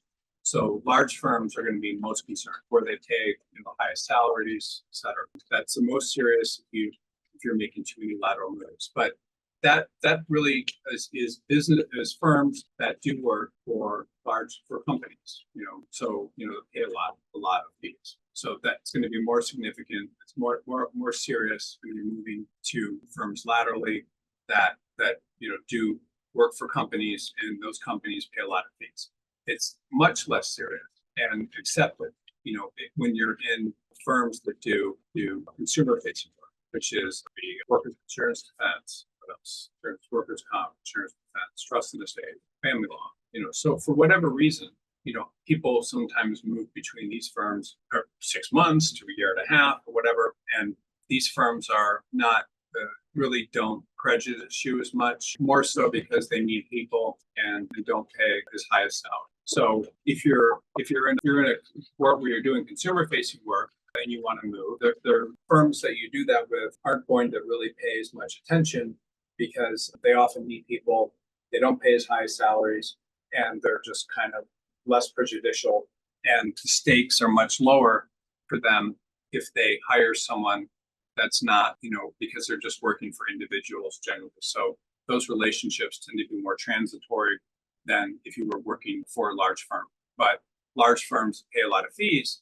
They have a lot of people that want to work there. They're high competition, meaning lots of people applying. So because they have so many people applying, they can afford to actually be more prejudicial in how they consider those lateral moves. Like, are they going to really dislike it, or they're not going to hire you? So it's going to be much harder if you make too many moves between you're trying to work at large law firms than it's going to be if you're doing consumer facing work. So when you do consumer facing work, I see resumes all the time, lots of moves on them, and those people just keep getting jobs. It's just because of the nature of the work. But working at large firms, they're paying the high salaries. They do work for companies. There's a lot of competition for that. They can afford to. They want your resume to look more stable because you're working for large companies that are paying large bills. And so those relationships you have with those clients are very, very important, as opposed to working for smaller firms. That makes sense, to what a smaller firm does. And so I would just submit to you, if you're unhappy at a consumer facing law firm, you have a lot of moves you can do. Firms aren't going to take it as seriously, whereas in a large law firm, they will. And there's certainly reasons for moving between large law firms, but it's much more serious than if you're doing small firms. I actually, just by the way, just kind of an aside, I like small firms and I like people that do consumer facing work, because people that do that often have these amazing careers. Like they start a family law, they work in family law, they start their own firm, and all of a sudden you've got this huge firm where they do trust in the states and they have all these clients. And I see a lot of times attorneys from large law firms saying, I don't want to do this anymore. I want to put myself in a position where I can constantly bring in clients and I can have a lot of work to do. And that's what happens a lot of times in people that make the decision to go into things like family law. So I've seen attorneys from the best firms in the world, lots of them, decide I want to open my own family law firm, open my own trust and estates firm, or I want to do whatever, this, consumer facing type of work. And that can really help you quite a bit. I want to do one thing for you here and show you, just kind of fun, and show you some examples of what consumer facing work is, just because I think a lot of people don't necessarily understand what these practice areas are and how much opportunity there is. And what I like about these practice areas, just to tell you, is a lot of times people will come out of law school and they won't get jobs with big firms and will feel very badly about themselves, when actually many times the most opportunity is in these consumer facing practice areas, because you can build your own book of business and you can have a career that just goes on forever. But people often don't do that. I was placing family law attorneys in New York and stuff. It was very interesting to me. I saw a couple people from Yale Law School that had their own family law firms, or lots of people from Harvard and things that had their own trust and estates firm. So this is actually a very smart move for you that you can often do. And your consumer facing practice areas typically are family law. That's a really good one. Sometimes, see, healthcare. Healthcare is much harder. Immigration is another big one. People can develop very successful firms. I've placed several immigration attorneys that have multi-million-dollar books of business. One woman that was serving the Indian community, and I mean, just all these different people that develop really good, law firms doing consumer facing work. Sometimes patent attorneys do it. That's a little different, but then you can also do all these practice areas that you can be very, very successful in starting your own firms. I can't tell you how many personal injury. When I say how many, it's like probably like 20. And they are just like unbelievably successful. Like some of them went to, major law schools and worked in big firms, but you can be incredibly successful doing different types of, this is something like class actions plaintiffs that a lot of big law firm attorneys dream of going into and starting their own firms. But all of these different types of, practice areas, doing auto plaintiffs work, you can develop a big firm. You can do it, professional liability as a plaintiff's attorney. You can do it under, let's see here. But yeah, there's all these practice areas where these people just develop these huge and very lucrative businesses. Plaintiff's attorneys, they can, the game of being like a plaintiff's attorney, it's detailed here, but it's really just about bringing people in and then settling the cases. And so the more people you bring in, that's why you see ads on buses and everything, the better you'll do. So there's kind of all these practice areas that are workers' compensation, plaintiffs facing, that people can do very, very well in as solo practitioners and developing your own business at trust in estates. And if I was a new attorney, like knowing what I know now, I would probably have gotten experience doing commercial litigation, which I'm experienced in, which I think very well. That's what I did. And then I would probably, if I wanted to stay practicing law, I probably would try to open my own practice doing personal injury or trust in estates or something like that, because you can have such a great future doing that. And this is something that big firm attorneys never understand. They think I need to work in a firm, I need to do all this kind of stuff. But if you're able to break into, if you ever want to start your own practice, and you want to have kind of a long-term career, that can be like a very smart move to make. I know that's a lot of information that this question didn't ask for, but I just think it's important to encourage everyone, regardless of who you are. If you didn't go to a great law school or you're unhappy in a big firm, breaking into these consumer-facing practice areas is something that can really help you. Okay, in your opinion, generally, what is a fair market percentage of an attorney's billable that he should get paid as a salary? So the rule, this is actually a very good question. So the rule for salaries of an attorney, an associate, is typically, this is how the math works out. It's going to be 25% to 20%. 20% to 33% of what your bill is. So what does that mean? So here's how it works. So if you are in a major firm and you're associate and your billing rate is $500 an hour, right? And you work 2,000 hours, that's $1 million or $1 million, right? So how much do people in big firms make coming out of school with a $500 an hour billing rate? So that would be, if it's 20%, that would be 200,000. So that's kind of how those numbers work out.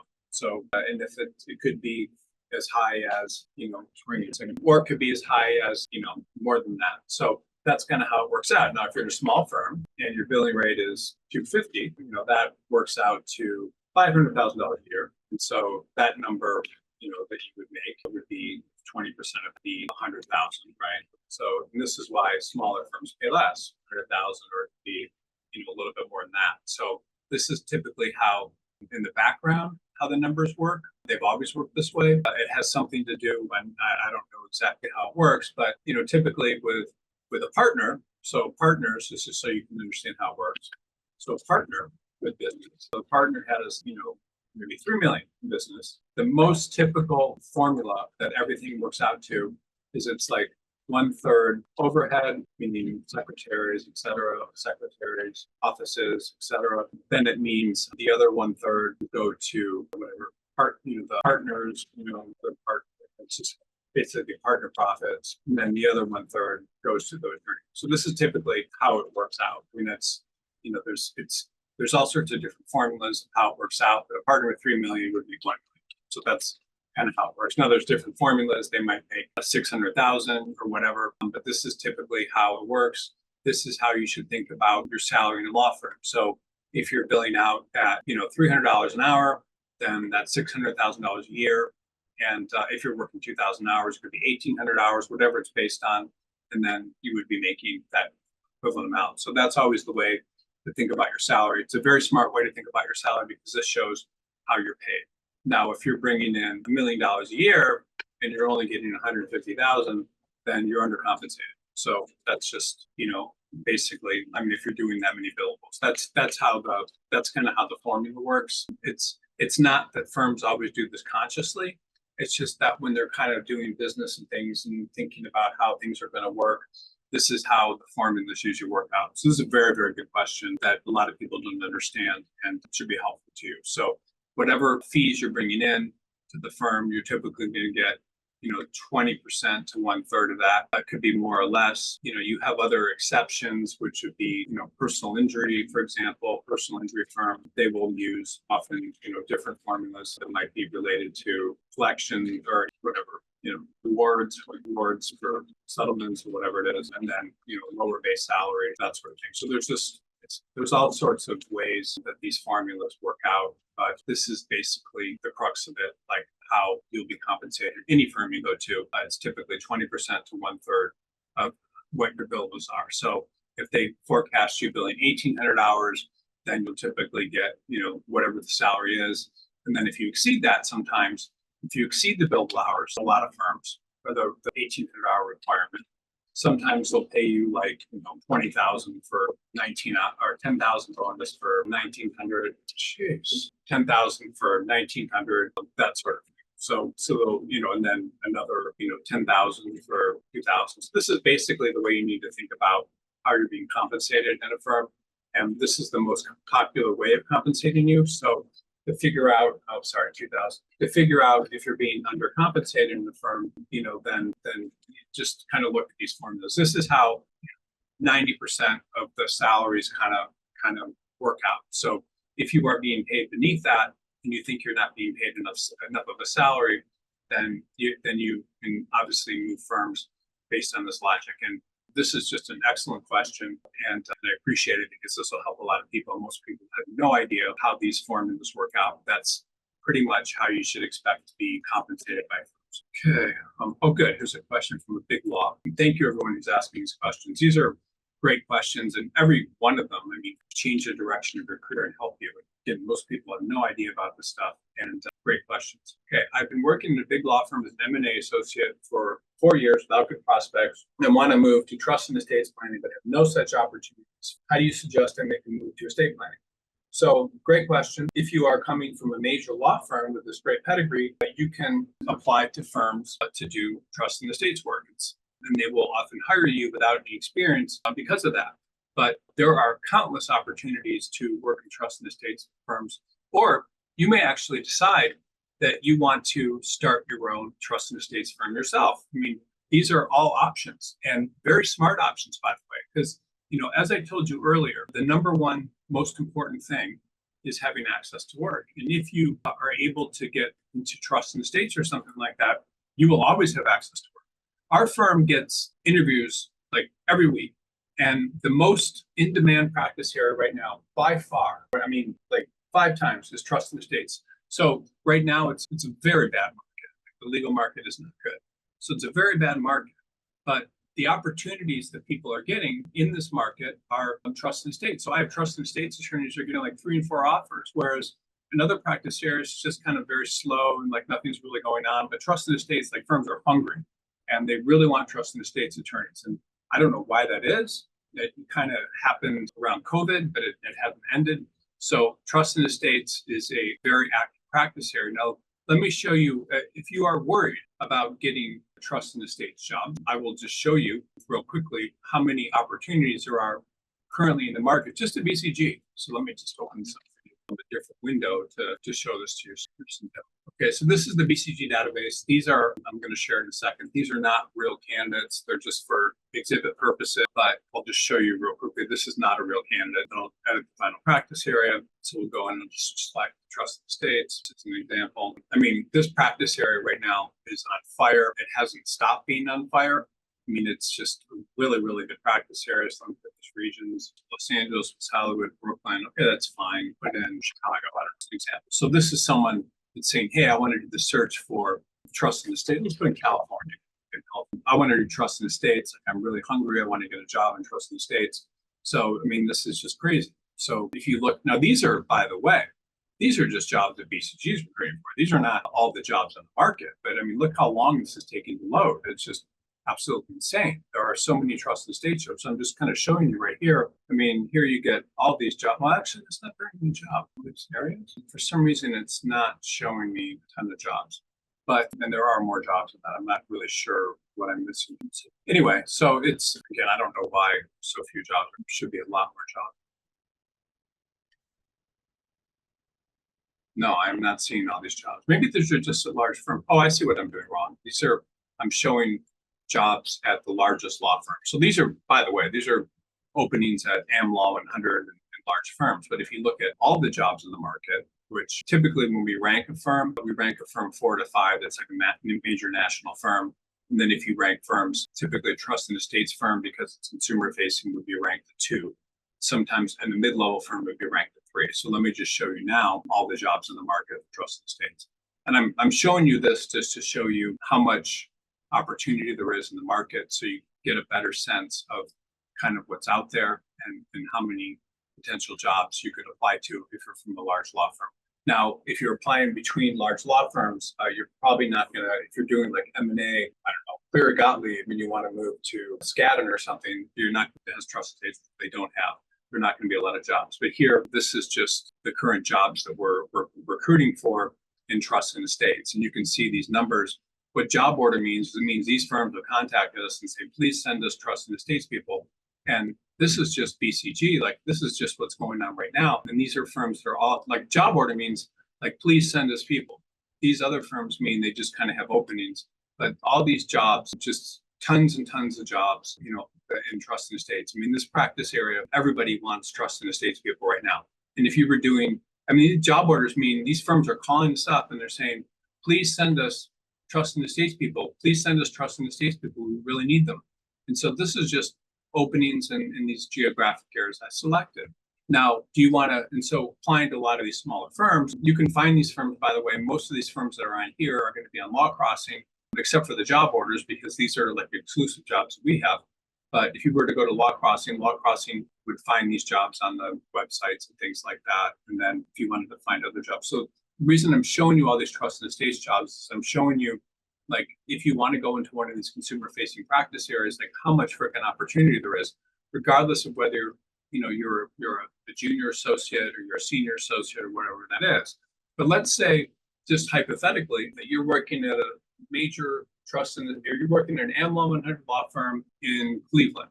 So, trust and estates attorneys in Cleveland. So you do that search and you're going to get like all these people, like, it's just, you can see here, this is just Google, it's still loading, but you can see all these different trust and estates opportunities you would have. Oops, in Cleveland, again, okay, all these different places, you can see all these different rankings of trust and estates attorneys. There's just tons and tons of them.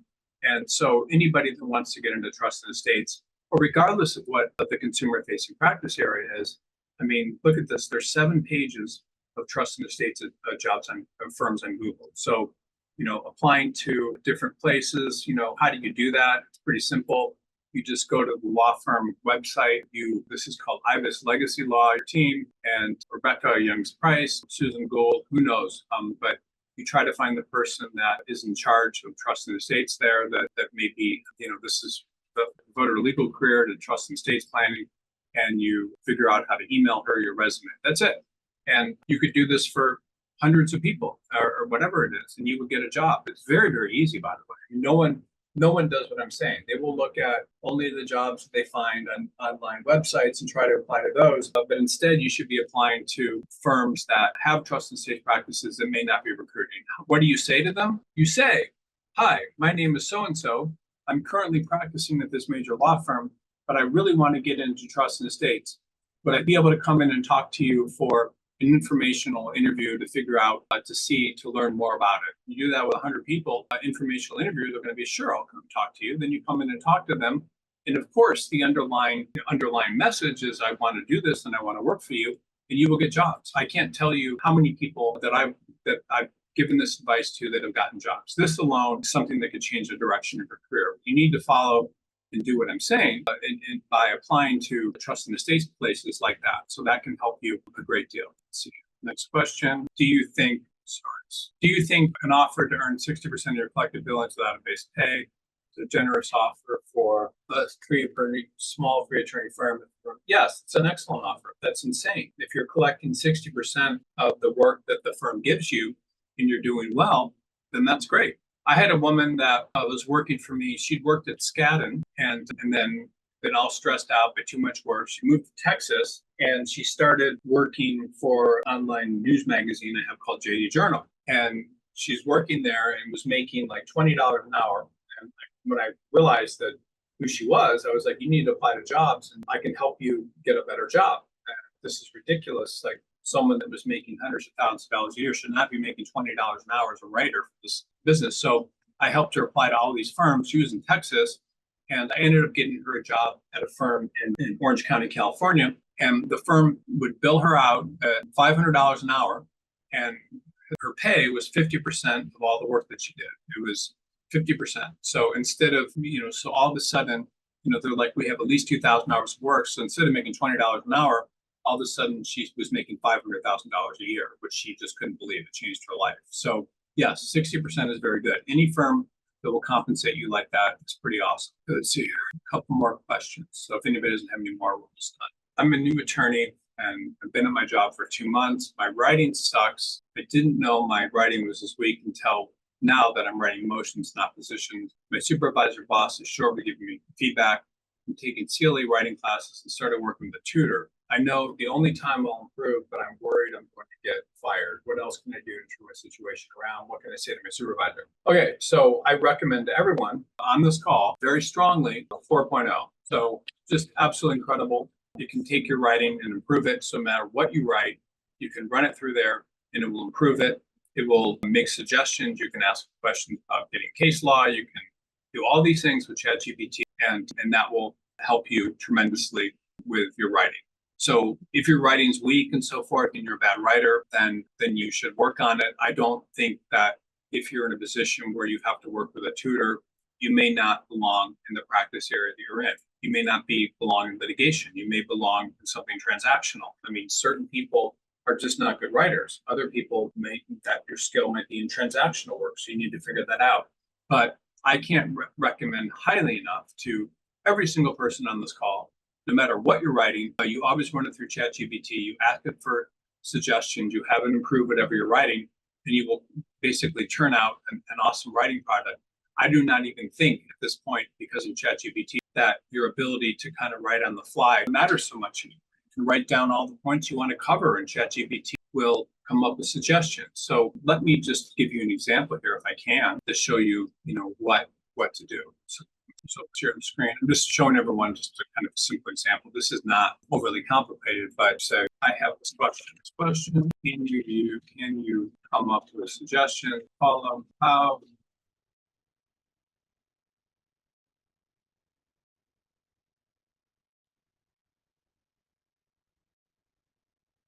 So, I mean, this is just a quick example here. I mean, this is, all the things that ChatGPT is literally right here telling you what you can do to improve your writing. All I did was plug in your questions, how can I improve my writing? And then this is giving you all these suggestions about what you can do by using ChatGPT, and then even giving you suggestions what to do. So, but the idea is if you run all of your writing through ChatGPT, it can absolutely help you tremendously.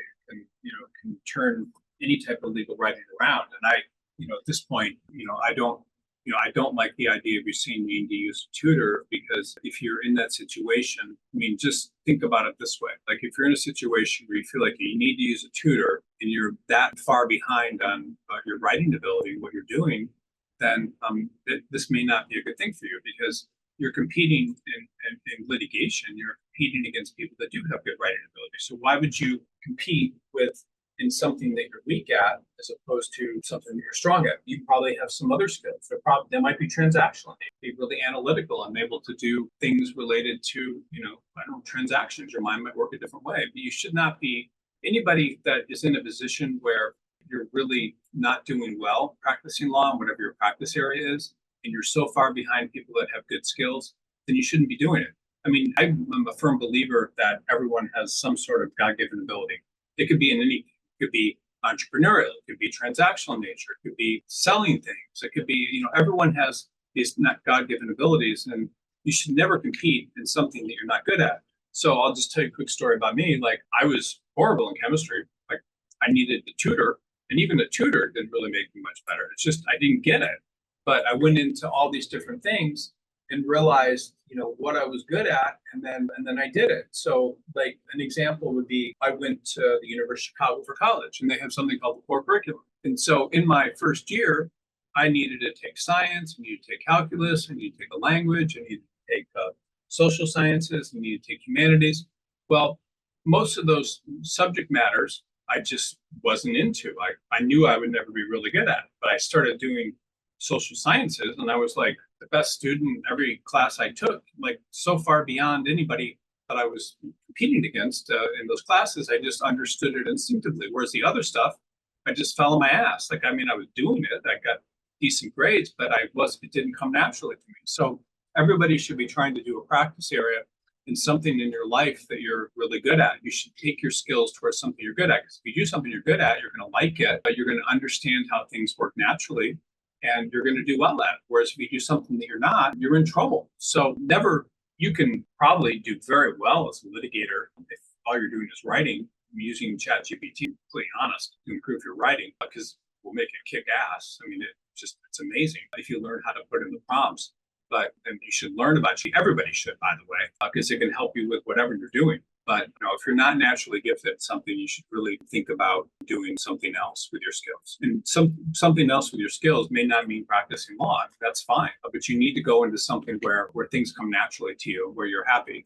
And if it's not what you're getting, I mean, not what you're doing, then you're just kind of in trouble, because you need to do something that comes naturally to you. If you do something that comes naturally to you, you're going to have much better skills than other people. So a lot of people may go into transactional law and realize they'll never be good at it. A lot of people may just go into law and realize they'll never be good at it. But they'll find something along the way that you'll be good at. So I think it was my father that said, you should, you start your career at whatever, 25, 26, and by the time you're 35, you need to know what you're going to do for the rest of your career by 35. So you basically have 10 years to figure it out, meaning do a bunch of different things, see where your skills and everything lie. And then once you do that, you can basically turn your career around and do very well in whatever you're trying to do.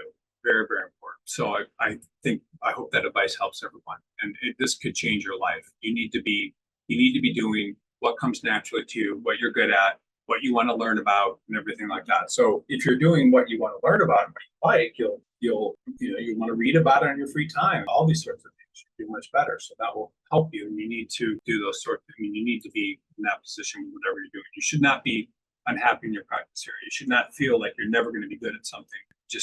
You should get a sense of like, does this come naturally to me? Do I enjoy it? So when I was in litigation, I really, really enjoyed it. I understood it. I was able to get into it. But, I remember when I took tax, like for whatever reason, like tax law just completely clicked with me. I could sit in a class and listen to tax law and be 3 steps ahead of what the professor was going to say, just naturally. I would understand kind of where the logic and stuff is going. So there's different things that will click for you. And for me, the only class that clicked with me the entire time I was in law school was tax. I don't know why, but people have different skills, or natural abilities, I guess. I recently left my position at a boutique general law office because I covered too many different areas of law. My goal is to specialize in real estate law, so I decided to make a change. However, I've now been unemployed for 3 weeks and I'm starting to get worried. I just received an offer from a personal injury. While I appreciate the opportunity, personal injury law is not my area. I want to focus on, should I accept the offer and wait for a position that aligns with my long-term goals in real estate law? Okay, well, first of all, this is just a piece of advice for everyone. You do not quit a job because you want to do a different practice area. That's just crazy. Like you never quit a job. An attorney should never have any period of unemployment on their resume, because it makes it look like you got fired. It makes it look like you're unstable. It looks like you're going to go stick around. So I'm not criticizing you right now. I'm going to show you how to get a job. But if you've been unemployed because you want to do something else and you're only getting offers from these types of firms, you're doing something wrong. And what does that mean? That means that you're only relying on jobs that you're finding online. You're getting a job in a personal injury firm because they don't pay a lot, and you're not getting the experience in the practice area you want. So what do? It's really, again, not that difficult. You go to, let me see your screen.